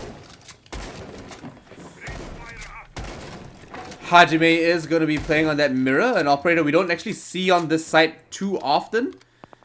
Does have a little bit of line of sight moving into the map room. The aviator room, sorry. But you know what? It's like, okay, sure. They've got this pretty unorthodox setup where we don't usually see. Doesn't mean it's bad, just unorthodox. 3 members off site, and they're banking in a Hajime to hold down 2 locations by himself. He's got 1 member around him, but like, how close is that guy? There we go. The Asian friend takes out Producer Boom already, and an EMP goes out. 1 more to follow onto the. Bit of a waste with the frag. Well, I mean, they had the EMP. The evil eye would have opened up, and you could just shoot it after that. So I think they're just not sure about anyone on that around that corner, and yeah, I guess. they they want to take it out before they get intel on anyone pushing up. You know what I mean? Like, Yeah, I agree. probably, I right. agree. I agree with you that it is a waste. That one EMP would have done the job for both, but I can see the logic behind it as well. It's not completely horrible. So Jackal is going to be on the backside here, actually holding the rotation. I'm not sure why it isn't going to be anyone with a claymore to actually do that, but it does look like KGBS is going to try to take an aggressive push here. Opens up the window just in case he needs to rotate out of there quite quickly, and that Asian friend already gets refragged here. Both mirrors do spot the one mute. Oh, that's a mute. Sorry, I thought it was a Thatcher. The icons keep missing me up, man. They look the same, you know? They're like brothers. Jokes. Same CTU. Both on the SAS. Yeah, now they have Vault open, of course. It's a good angle. They have 40 seconds to play with, but it's a 4v4, and well, Oh, no. Smoke is gonna come out. He's gonna block off Vault for themselves, actually, and Hajime is gonna take down SMZ close to the wall. That Smoke has not worked out well at all. It's gonna be a second kill, and the plant is going down. They know exactly where he is, and even though Civil gets one, Catman trades him out, and that is it on Villa for us. And curious decision from MBT right there, but Xavier holds strong. Their on-site presence too good to handle, and it's 7-2. Yeah, the placement of that smoke definitely sealed the deal, and it just put them away out of their own misery, into more of their own misery, if anything. Honestly, the Asian friend, of course, on 10 frags himself, doing a whole lot of work for his team. Xavier 7-2, an absolutely dominant round, absolutely dominant map performance coming from them. Next map, of course, we're going to be seeing the bans come through for that, but so far, we're not surprised at all. If anything, quite proud of MBT and how they're performing against Xavier thus far into the night. So, Infian, MBT, I don't know what map they're going to go to next, but it doesn't look good for them. What I saw was that they weren't being outplayed in a lot of the strategies. I just felt like they were playing themselves, especially on that last smoke, and they were just being outclassed in gunfight skills. Yeah, it's Xavier Esports after all. I don't think they're gonna be too fussed about it, and they shouldn't be if they are getting a bit disheartened by it. Of course, losing is not fun, and they will want to go and look at everything they did wrong. And there's a fair bit of that, but of course, learning to play from Xavier Esports, learning to play against them, that trial with fire that I spoke of very early on tonight, that is, the best way. There's no stakes in this matchup, so just give it your best. It's like a scrim that's publicized. But, it is what it is. We're going to be back for map number 2 very, very soon.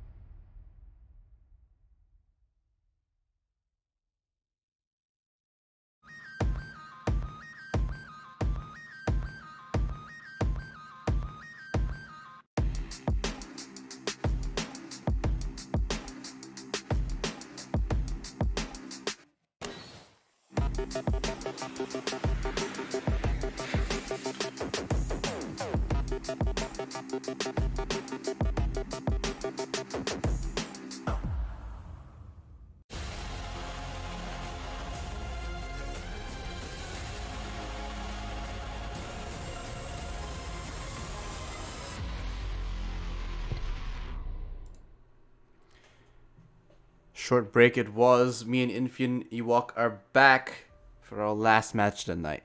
A somber note, realizing that this is the last match for the Southeast Asian Pro League. Infian? Indeed.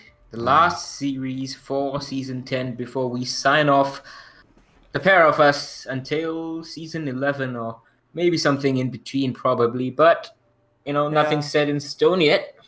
Yeah, maybe Challenger League. Yeah, maybe. Maybe we'll see how it goes. Yeah, we'll see how it goes. We gotta give. But right now, we gotta give the other casters a chance to develop as well. I gotta bring the entire region up. But regardless of what is going to happen, and regardless of the somber notes in our hearts, we are gonna watch Xavier Esports play against MPT one more time in this. It's just a hard match for MPT. And it's not looking good for them. But, like you said before, trial by fire. They have to go through this. Let's say they have to go through that as well. They came so close and they could not have done that before if they were not playing against these teams more often. So, to both Lasay and MBT, don't feel bad that you guys lost. Surely you'll know that you could have saved it a couple of rounds here and there, but you guys are gonna get better for next season. I'm expecting a better performance overall. But looking at the map selection and the map bans right now, we are going to bank here tonight as our last match for the Southeast Asian Pro League Season 10, Day 13. Bank is a map we've seen a lot of from both teams, in fact. And, of course, this one being MBT Impetus's pick. They had a choice between Clubhouse, as you saw, or Bank, and they chose to go with this one, and a bit of a curious choice because Bank is a stronghold for sure for Xavier Esports as well. In fact, there aren't that many maps that you could say Xavier Esports are really weak on. Border may be one of them, but that was gone early on. So Bank it is. It's a map that MBT Impetus have practiced a lot. They've played it a lot, not always been successful against it. So I guess this is another attempt for them to try and put all their best strategies under immense pressure against the top in Southeast Asia, see what Xavier Esports makes of it.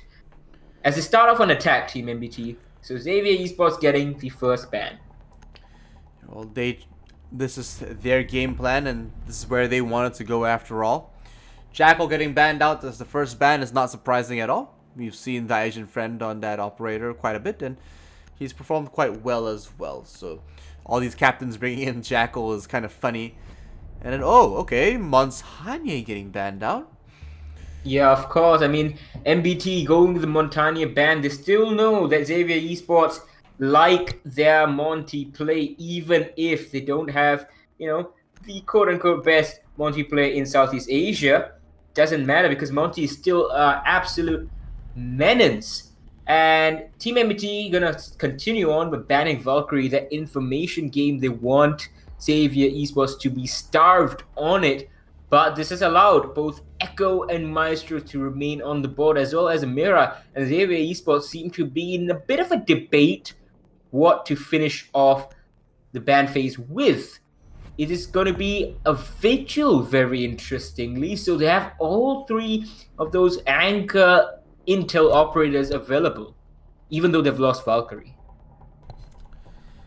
That's going to be very different. So I'm expecting Echo to be picked up quite a bit.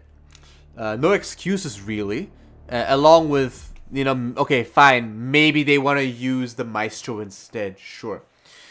KGBS is going to be on that Nomad, an operator we have not seen tonight because she's been banned consistently by Xavier and let's say Esports. Scatman will be on the Echo, an operator that we did expect to see, and Producer Boom on Legion, so that's pretty different. Going up to CEO is definitely something that we're seeing quite a bit coming from Xavier. It's definitely a site that they are quite confident on, and they have a lot of ways to leverage it into their benefit.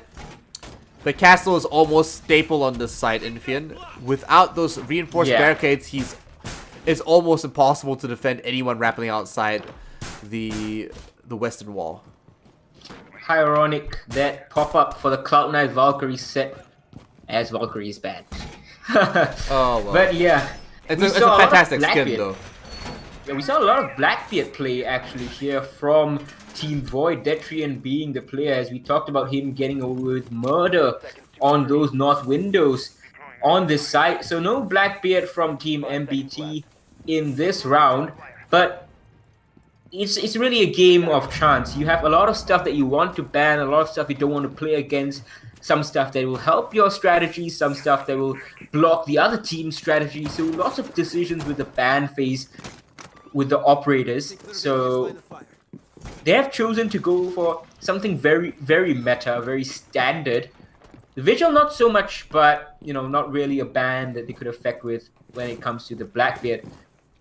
Let's see what Team MBT have to show us for this attack. They're bringing the double hard breach. It's a good insurance policy. We saw that come out yesterday as well. Sometimes there was even triple hard breach together with the Maverick. Spider Jal right now, he is on Thatcher duty, however.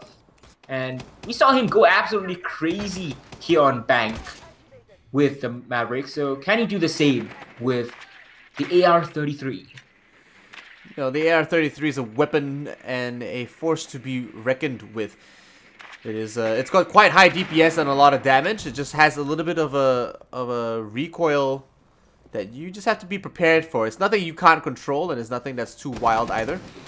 Stun grenade goes through the door. Does look like they will be peeking hard. Misses the shot. The man has rotated. He takes a little bit of damage. KGBS pays for it. Got a little bit too aggressive there and too confident with that rotation. So if it was anyone else, he might have actually died. But the man is quite lucky himself. So a couple of drones going through here and there, and Civil will be rotating over to the Skylight Stairwell to now keep an eye on that wall. Try to find an opportunity to open it up. They actually haven't made holes for the impact trick, so they might just be able to get that going. Civil's not needed on that push just yet, which is surprising. He's actually going to go rotate, I think, by western wall to open up a couple of line of sights.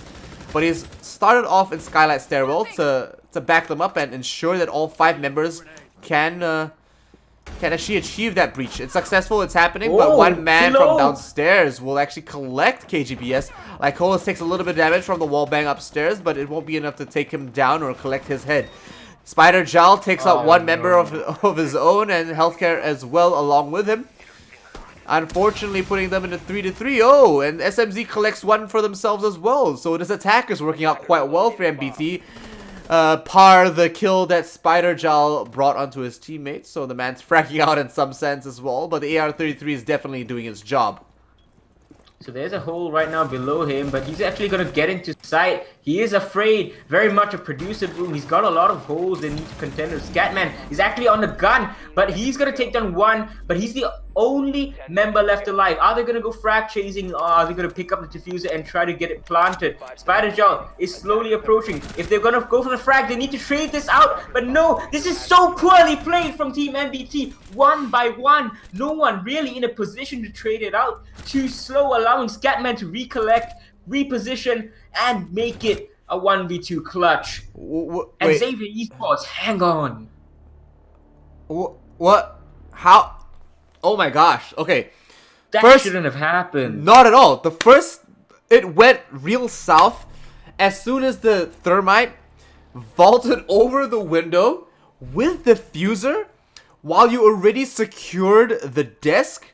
You know there's only one guy left, and you're going for the kill? To be fair, it was the Echo, but the cover could have been, one guy could have tried to bait out the plant while the other goes for the kill. If the Yokai is active, that would mean that, you can strike down the Echo defenseless. So yeah, I mean, there were 3 guys left, right? One guy just sticks the plant. Two members. It was a 1v2. Well, it's fine, you know. Like no, honestly, it was 3. 1v2 It was 3. The producer boom, I think it taken one down. It was a 1v2 at the end, but the very end it was a 1v2. At the very end, but I mean with Yeah. the planter alive, with the thermite alive. Yeah, correct. Thermite vaulted over, yeah, correct. Yeah. He vaulted over very early on Yeah. when he was a 2-3, got himself killed. Yes, they traded it out, but That shouldn't have happened in the first place. They didn't have to. Yeah. You know, they could have just planted it, moved on with their lives, and got the first round. But nope, Xavier take that one clean because Team MBT just went way too they tried to make it too complicated. You know? yeah, I agree. Could have just kept it simple. So right now it's Scatman. He's going to be holding Silver Room. It's a common place for Jaegers to be. And this is a very old mirror strategy coming back out. One mirror window looking down into garage and another one looking straight into the bomb site of 8. We might see a lot more of this strategy come out because now garage holds have become very, very risky. We saw that in North America and we're not seeing it yet in Southeast Asia, and I think it's gonna take time in APAC to take hold. But Nook is gonna nullify the way that you currently hold the garage. You usually put a bulletproof camera or an evil eye, and then you just watch it and wait for someone to push in. Hopefully no one does, and then you can focus your efforts on the site. But with Nook, you can completely bypass it. Healthcare OG, he still has a yokai drone. But even if they lose garage, you still have the mirror window to fall back on. And I think this will start becoming more and more meta as people start discovering the power of Nook. She's definitely a force to be reckoned with, and she's making waves over in America as the trend does. A lot of the other regions do coin and start playing with these new operators in ways that you're not expecting them to. And the opposing team just isn't ready for it. And then, you know, they really start setting trends for these operators and starts changing the meta. So we'll get this drone caught, and yes, unfortunately it does look like, oh, okay, maybe just be able to push that through with a little bit of the help of the EMP. No line of sight from the top just yet, but KGBS is going to be rotating over. A lot of members going to keep his 6 covered. The Asian friend's going to help her out. A little bit of the damage going down onto the oh my gosh, the Asian friend. Very good push into the blue stairs. Civil picks up Lycolis. And this wall, now he doesn't have lifelines now. Yeah, he doesn't have lifelines. He used it all on those staircases, but you know, that's it's going to be unfortunate. They might just be able to get something. Nah, he can't. Not without soft surface on. Like, oh, the flank watch is good though. Very SMZ good. takes down Scatman. It's just 2 members left on site, but these other anchors, you see the feet, take the shots, and he's gonna tag him up just a tiny bit. It's gonna make Hajime move. So it's just 15 seconds. Time is not on MBT's side. There's barbed wire. Hajime is taking down Civil. That is a drop coming out. Healthcare just cleans him up. Now he's gonna turn his attention. The pre-fire doesn't help, and that is Team MBT clutching it out, and that looked so certainly not gonna go into their favor with the time and the way that they were pushing. But the gunfights, that's what won them the round, and very, very lucky for them. But luck only goes to a certain extent. You have to make your own luck. Looked a little bit better for them this time around. Surely, MBT cleaning up their game. It's a bit late to be waking up at this point, but it was certainly a better round compared to the first. We can go over that first round all day long, Infian, but the fact is they're turning up better on this attack, and it's not easy to do that, but they've been really studying it here on Bank, so hopefully they keep this up and they should be able to take a couple more rounds, but no doubt Xavier Esports have other things in mind. Mozzie's still on the board here, and now a Kaid as well. I mean, yeah, indeed. we didn't see Kaid last round, right? Yeah, they want to. No, I think. No, yeah, there was a Kaid. Lycolis is the main Kaid player, but he didn't really have too much of an effect. Really, he was cleaned up. There we go. Right.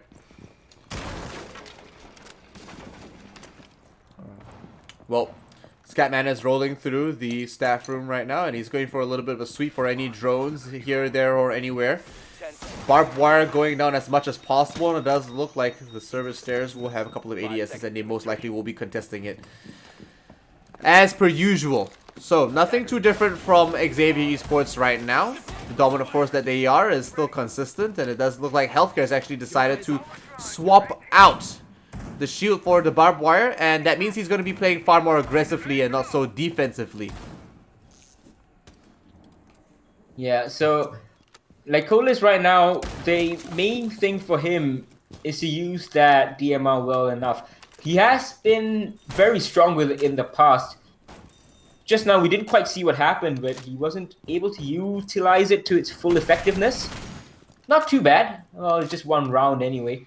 But MBT, for their side, it was a bit one-dimensional when they couldn't get the wall open. So hopefully this time around, they have one of those lifelines saved. Right now, it's just one of those impact grenades left in that lifeline, actually. So server stairs is MBT's, but no picks. Just 1 minute into the round. No, actually, MBT doesn't have server stairs. Not sure where those lifelines have actually gone. I'm not too sure either. It does look like he's invested them maybe on some soft tissue. Completely unaware right now. Just double checking for any Grismots or any kind of gadgetry that they're unaware of at the moment. The Asian friend has an angle from the tops. They might just have to drone it out and see for themselves. I'm not too sure if going for the same push is going to work out for them, but they're finally getting work on these hatches with a minute 30 left on the round. Maybe it's going to work out for them. I'm not too sure right now, but they're going to get it done eventually. So, pushing into it. Does look like they're finally getting the hatches done. At least the bare minimum is being made. And the Asian friend cleans up one of the Scatman. And KGBS takes out a Yokai. So, good so far. Spider Gel does drop, and that's your Thatcher. But, considering that they have the hatches open, it's already good work for them. They've done most of the wall work, so they're not going to get that exothermic done anytime soon. Most likely, if they secure server, they're not going to be able to actually contest this. But wow, the Super Shotty at that range is absolutely deadly. The Asian friend gets taken down. Producer Boom about to go off right now with another Super Shotty kill. There we go.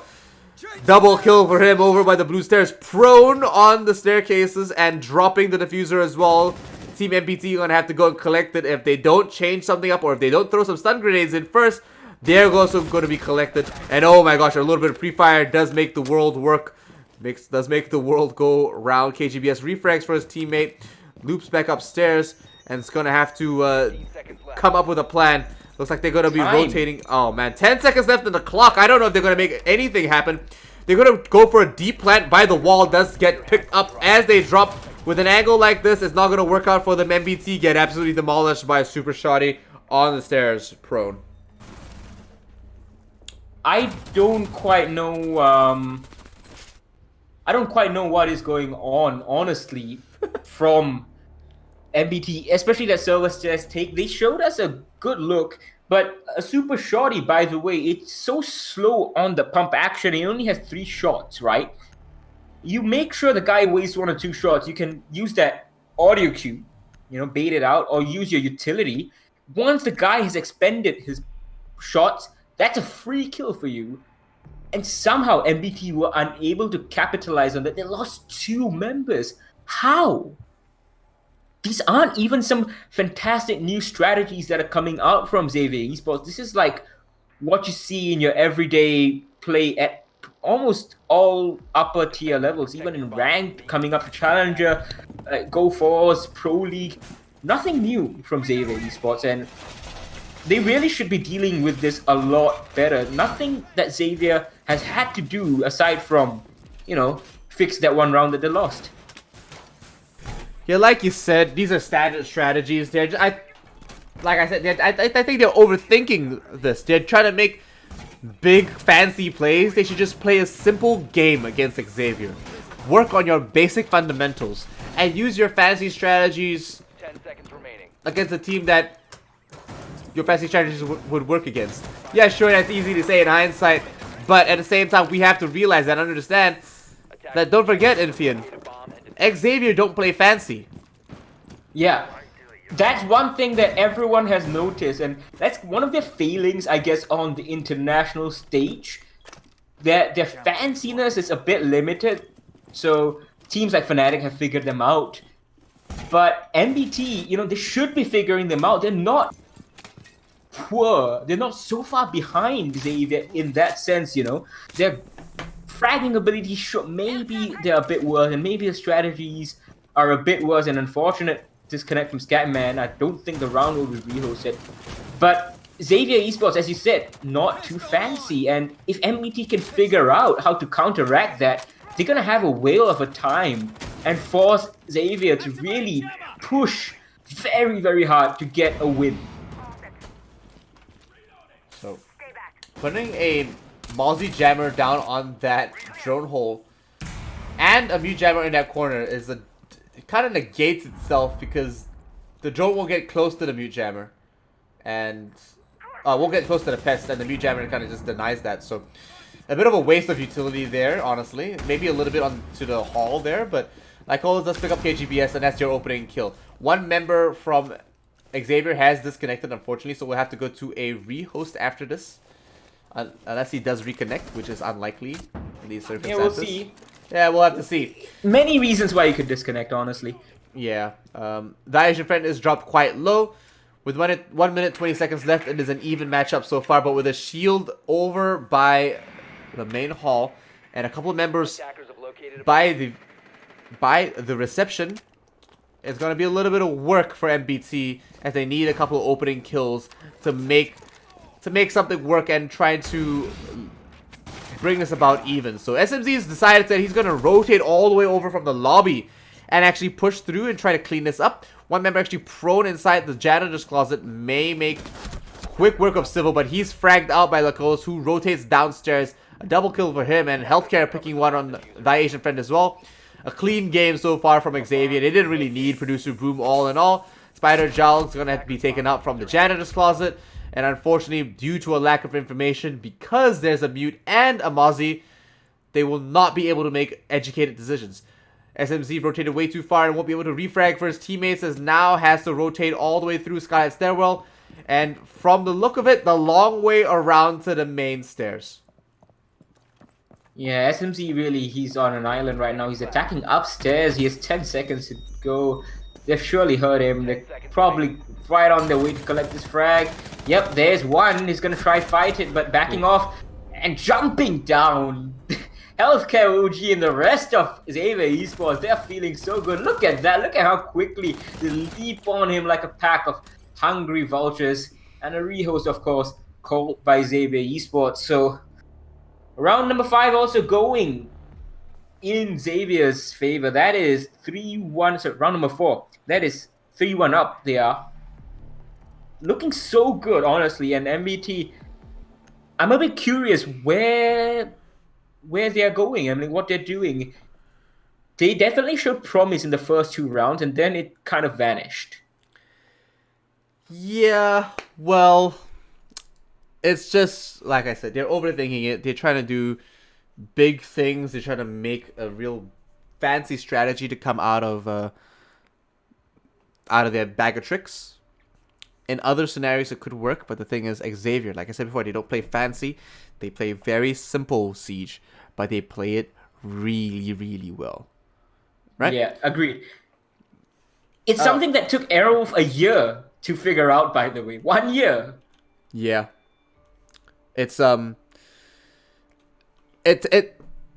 thing is, right, when you play Siege and you play in the Pro League and you're playing against this team that's like destroying everybody, and you're just, and everyone in your predetermined understanding is playing big strats. They're emulating Pengu. They're emulating back then the G2, not the G2, sorry, Penta and EG. All these things flow in, and it's like, you're trying to emulate these guys, but the fact is they're not emulating anyone at all. They barely scrim anyone at all, and they actually just train in ranked. That's the fact. Yeah, that's the matter of fact. I mean, they have started scrimming, since last season, but, when they burst onto the scene, by the way, let me remind you guys, these guys, What the trading was 5 stacking Go Force, 5 stacking ranked. That's Yep. all. These guys made it. They shot to the top of Southeast Asia using that, and it's, you see, a lot of teams kind of try to overcomplicate things, and these guys simplify it. You know, there's a saying called KISS, keep it simple, stupid. And Xavier Esports, I would say they're the masters of that, keeping it simple. Of course, on the international stage, or even like in the rally major qualifiers, it was kind of obvious that they were a bit, a bit off, because they were figured out by a fair few teams. Sometimes they won, sometimes they didn't.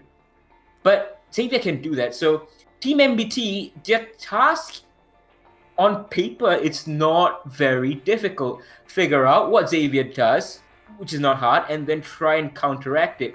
The only problem is the resistance you're gonna face. What should be a simple, suppose, roam clear or simple site take becomes a lot more difficult when you see Xavier Esports with the gun skill they have and the aggression that they play with, the angles that they hold, the way they refrag. It's the small things, the non-strategical things that kind of push Xavier Esports above so many other teams. So we talked about Aerolf needing 1 year to do it. So MBT taking the time is not a bad thing, but right now is not looking positive for MBT. That's the point we're trying to make, both of us, actually, that MBT has so much potential, but we're not seeing that potential. It doesn't matter if you lose, right? It's just you lose with some look that you guys have the potential in the future, maybe one day or maybe very, very soon, you might be able to make the win happen. Yeah, they definitely need to make an impression here on the last day of the Southeast Asia Pro League. What else can I say? Because essentially, I mean, they're just not turning up. Not just because they're playing complicated against a very simple team, or because the simple team is just reading into it. The fact is, no matter what the case may be, and no matter how long you may take to read into the fact that Xavier aren't doing super crazy strats, right? They're taking the most meta thing, the most effective thing they see in like a Pro League match, and they're replicating it. That's it. Right? Impact tricking. Yeah. They took impact tricking. You know, like this is a new mechanic that we haven't discovered yet. We'll start doing it. That's it. They may start opening rotations because like, okay, this is a good rotation. We'll take that. But they're not trying to create like a special angle or a special thing, or they're trying to use a gadget in a different way. What they do have locked down is their fundamental teamwork. They have, I'm sure, just based on what we see, amazing callouts, amazing communication, fantastic teamwork that is unbroken and unchallenged so far, right? And on top of that, just top tier gunplay.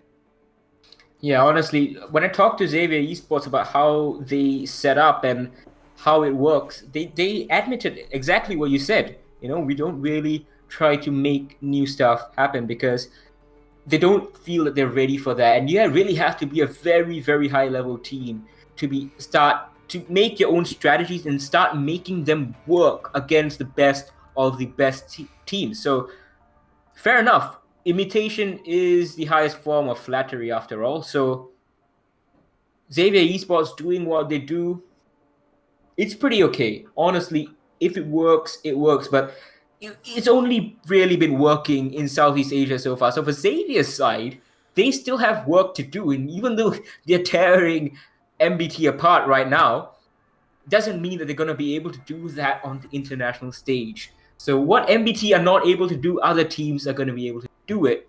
So I guess MBT will learn from this experience, of course, when they rewatch this VOD, when they see all the mistakes they were making, all the mistakes Xavier were making, and MBT did not capitalize on.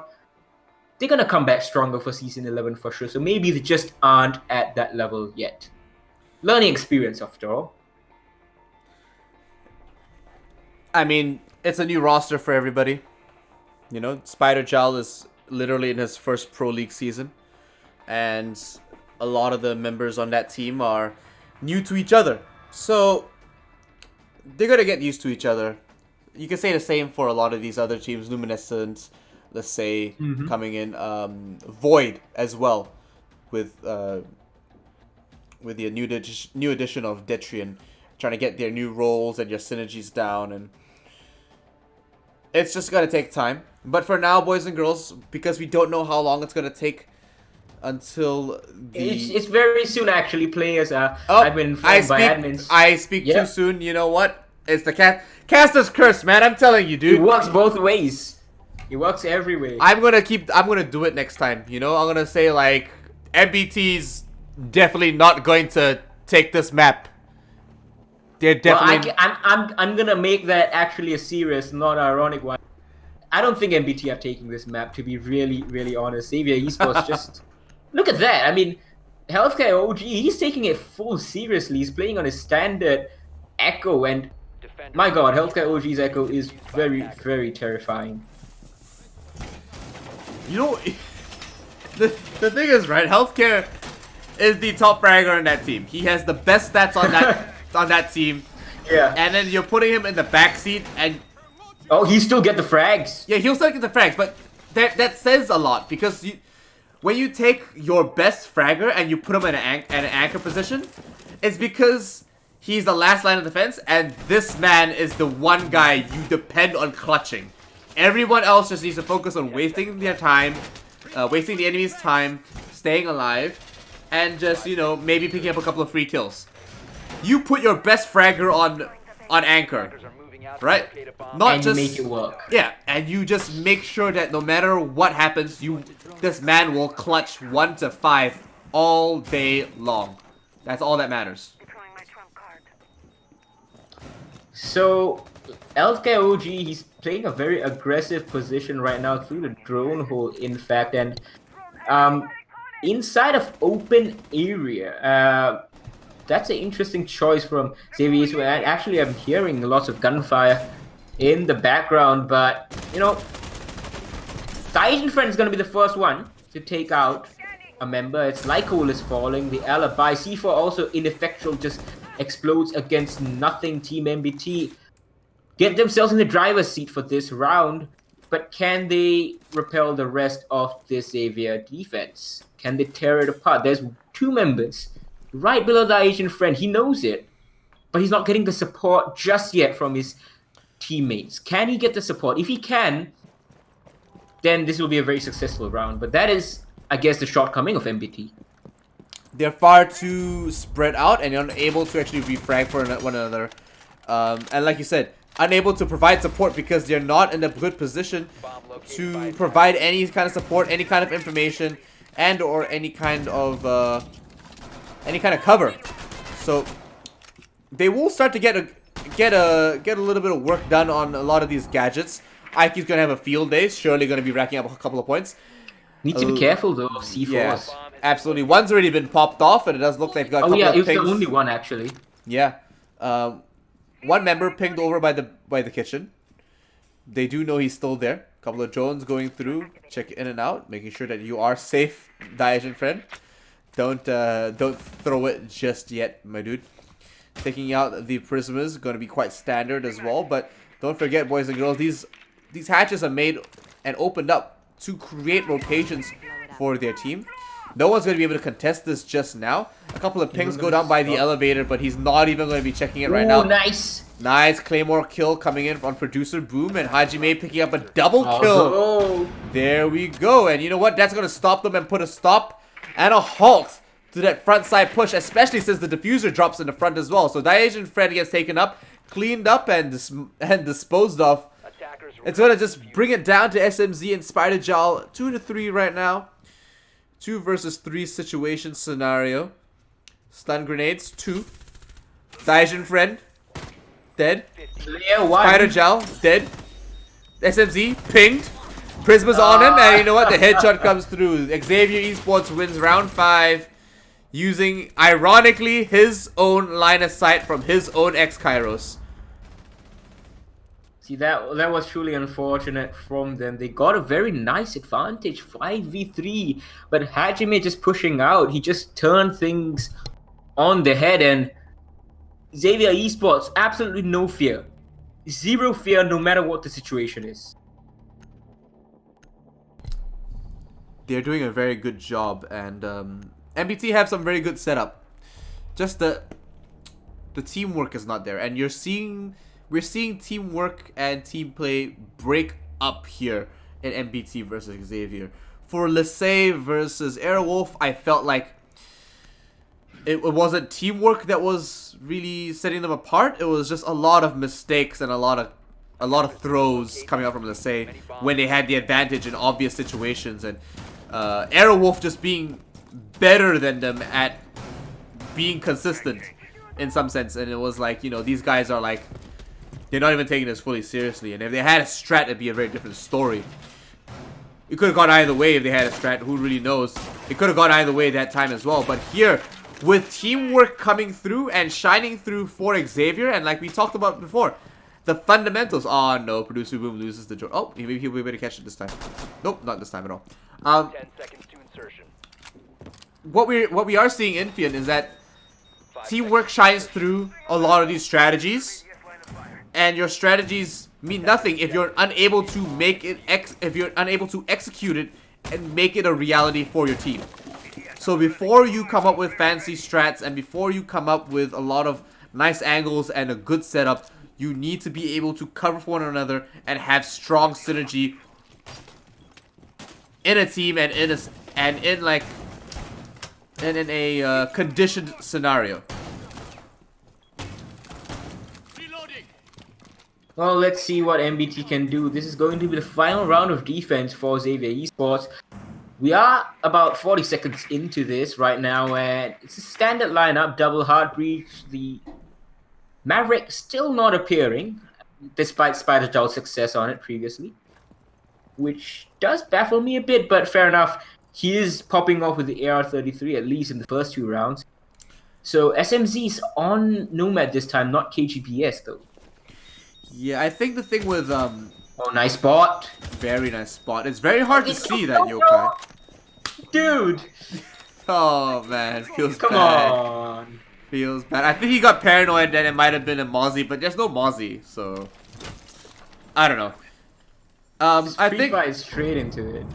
I think the thing about Spider Gel and his Maverick, I think the situation is that he got those kills with the gun, and that made it look like he actually did really well.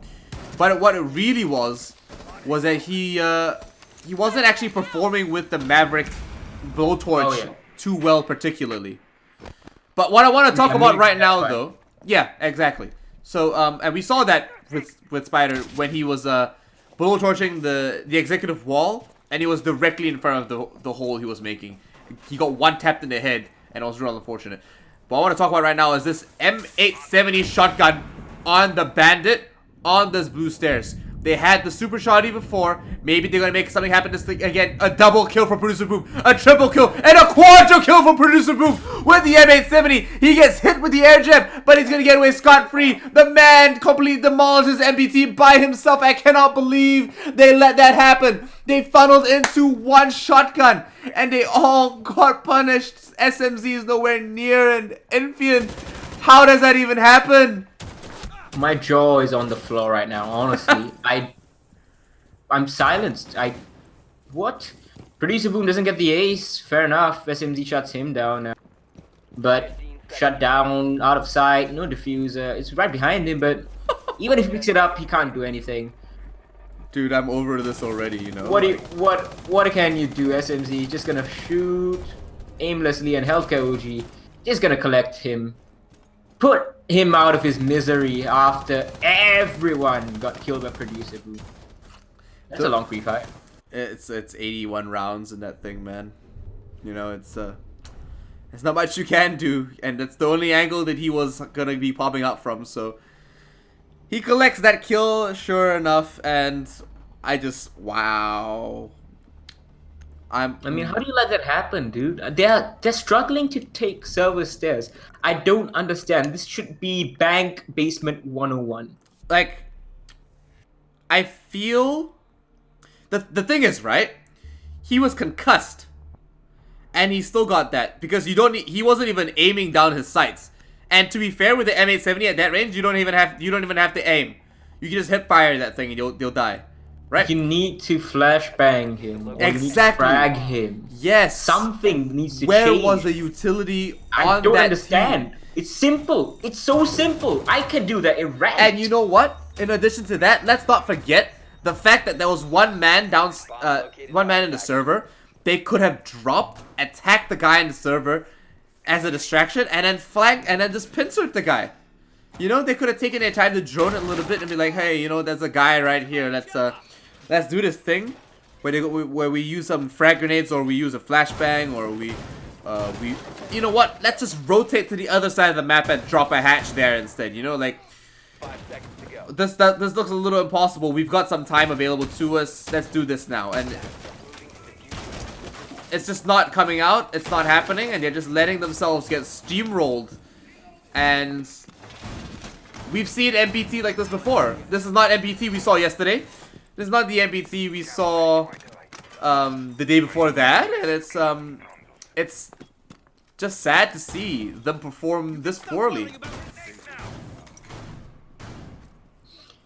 Well, let's see what happens in round number 7. I'm not expecting too much, honestly, after what we've seen so far. I mean, honestly, just now, without Scatman when he disconnected, Xavier could have just played on, and I'm 90% sure they would have been fine.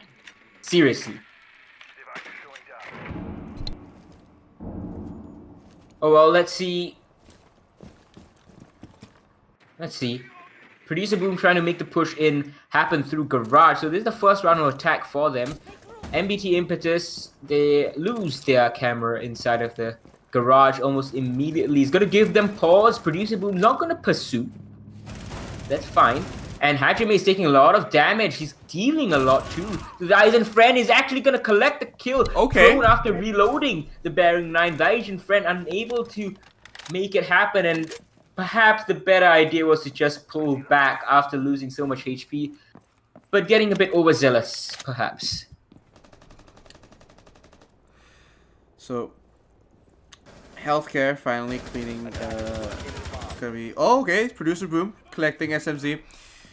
MBT is getting collapsed on. I mean, they're getting a little. They're getting a couple of hits in here and there. Producer Boom's gonna probably get killed here. Oh no, Hajime with a very quick response to try to clean this up. Claymore on this floor as well on that on the staircase to make sure no one pushes up from the main stairs too aggressively. Like Colas rotating down so quickly and so freely. No one's contesting it at all. Like, yeah, they did the same strat with the wall to make it hard for him. But it doesn't really matter at this point. If everyone's getting white peaked, everyone's getting demolished, and everyone's just getting destroyed. By the way, that LMG with the angle grip is the best thing in this patch. The best thing in this season. Well, Spider Gel, he is taking care of Healthcare OG. The first frag on defense for his team. 2 members of Xavier are very low. Lyconis is going to go very low as well.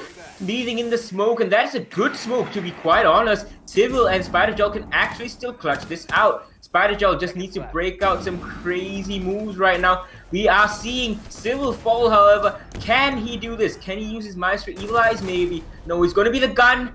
But Xavier Esports just way too ready. They just push in. Make sure that he doesn't have any opportunity to do absolutely anything. Scatman concussed by his own teammate. Doesn't matter. Gets the frag nonetheless.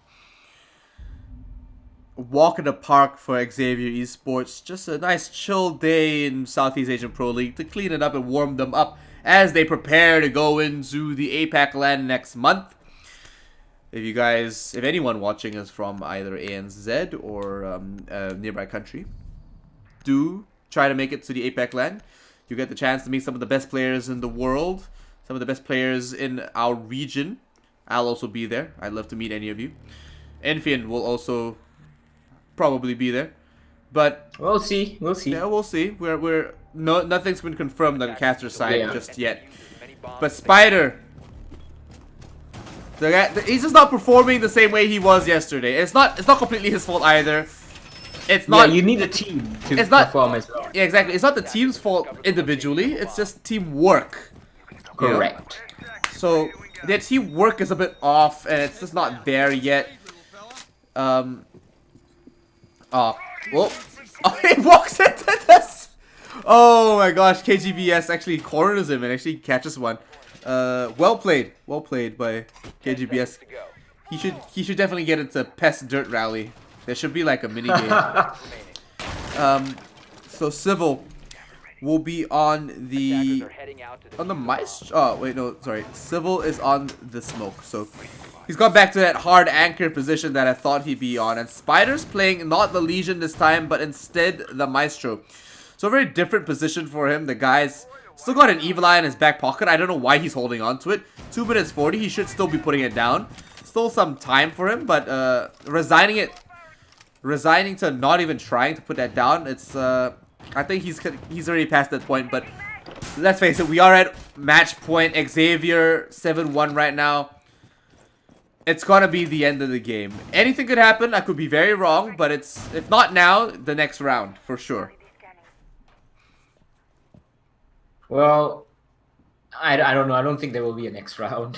let's be absolutely honest here. Hey man, we've been upset before, you know. I'm just trying to give them the benefit of the doubt this time. Yeah, I mean they still took a round, you know. They still took a round from them, so and they are on defense. They have, if any odds, it's now. So Producer Boom will be rotating through, and it does look like Scatman is holding on quite tight. Thatcher is holding, is pushing up quite well, and Hajime as well over by Electrical will have a line of sight all the way into Archives. C4 gets prepped, sent out, and he's just not willing to take the risk that that operator is still alive. See Scatman actually get dropped here. The C4 gets popped, and he takes a little bit of damage from the other side. Drops about 20 health, and doesn't know exactly where he's gone. So Producer Boom picking up one of the SMZ does mean that the tables have turned and they've been evened out just a little bit more. Balanced, if anything, as all things should be. Producer Boom now rotating through the tellers. Should be able to try to open up Archives and maybe try to defend it and try to attack it a little bit better. There we go. Another double kill going to him. And KGBS falls one more time. MBT now on their last leg. 2 members left on his last match point. With 1 round going to Xavier. 2 to 3 now. 45 seconds left on the clock. What are they going to do, Infian? Honestly, I don't quite know. Lycolis is going to peek out. He's doesn't see anyone, but 30 seconds. We've talked about how it's risky for Xavier Esports to leave the time so low, but let's be honest, they only have 1 member left. And they've done it time and time again. We saw that on Villa as well, where the defenders are stronger. And now they know exactly where Civil is. He tries to get the kill long range. SMG-11 fails. Over. Fully flashed. The plant is going down. No matter what happens. I'm sorry, Civil. Is dead to right. And turning around the corner. Garage. 3 kills. You see that? Do you see that crossfire coverage? Everywhere. The moment he got into range, 1, 2, 3, everyone was upon him. Yep. There was no way that man was going to survive that this time around. But GG, well played to MBT and to Xavier. You guys did a fantastic job. Xavier, as usual, on to your next business. MBT, nice try. You'll watch this VOD, you'll go back, and you'll come back better next season, I'm more than sure. Congratulations on landing 4th place. You well deserve it. Also, congratulations to Xavier and Aerowolf for landing and securing that land spot far, far ahead, way before any other team could even try to catch up with you guys. So, me and Infian, I'm sure we were hoping for a tighter Season 11 coming through. For sure. For sure. But Xavier 7-1 right now.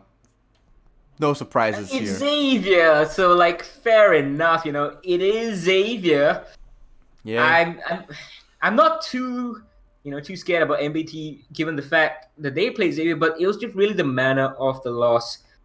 So just a bit of an update for the APAC finals, to be quite honest. Let's just go over to some other regions before we return to this game. Yep. In Korea, we have Cloud9 and Trippy confirmed to be making it. Trippy. Yeah, that's right. That's going to be a trip. Sorry, pardon me. ANZ, tonight we saw Fnatic and Wildcard Gaming confirm their spots after Oddity was unable to take the full 6 points against Fury. So that's Yeah, wildcard man. going through. The former Auglers, by the way, managing to represent their organization at a LAN event.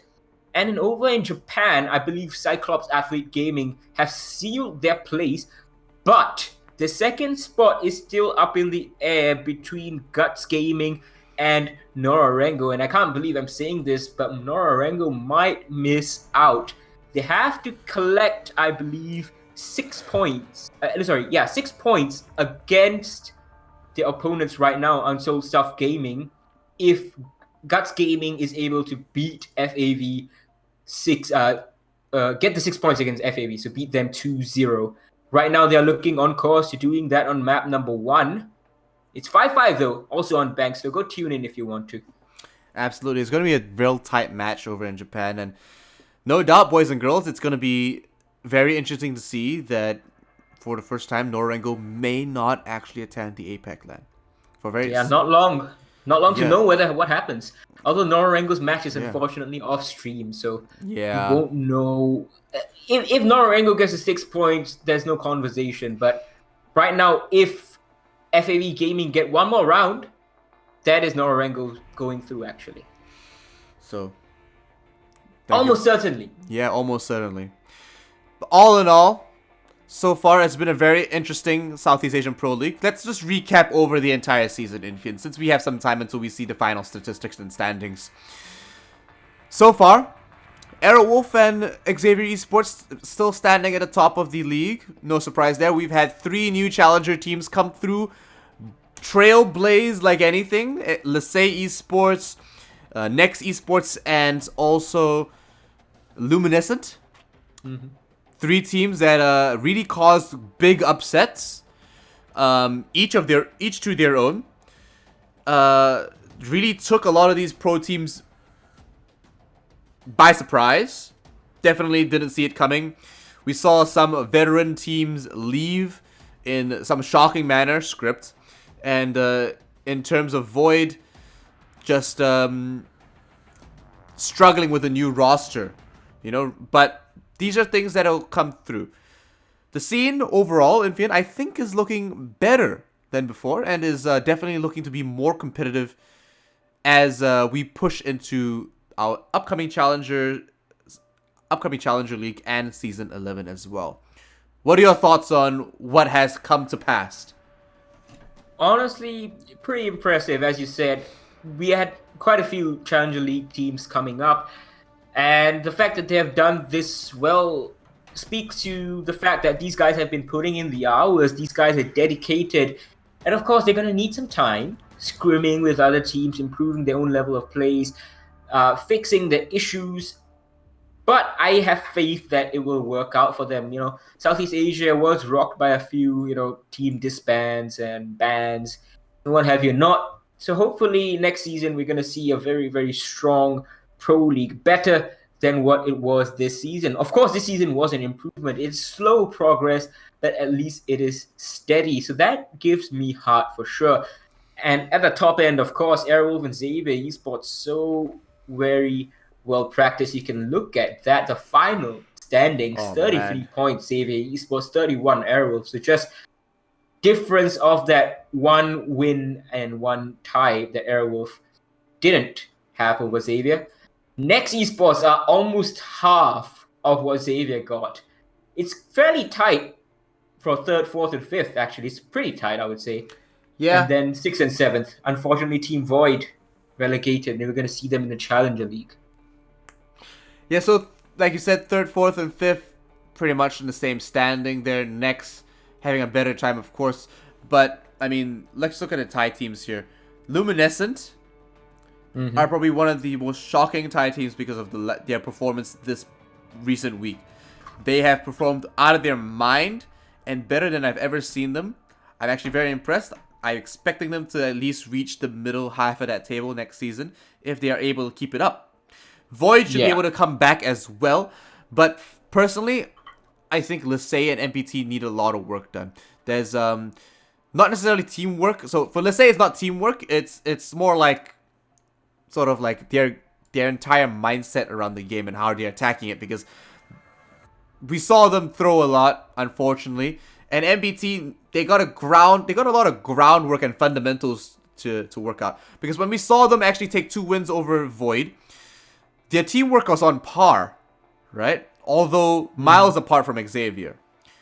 But they were pulling out these new strategies that Void weren't expecting, and I think they need to take a step back and do what Xavier's doing. I think all these teams need to take a step back and look at what Xavier's doing and just work on the core basics.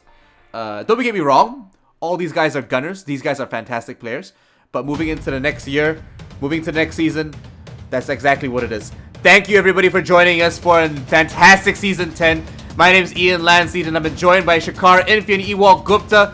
It has been an honor casting for you. We can't wait to see you again next season. Indeed, we will be waiting for you guys. Thank you so much for everyone for tuning in. And that is us signing off for now. Good night.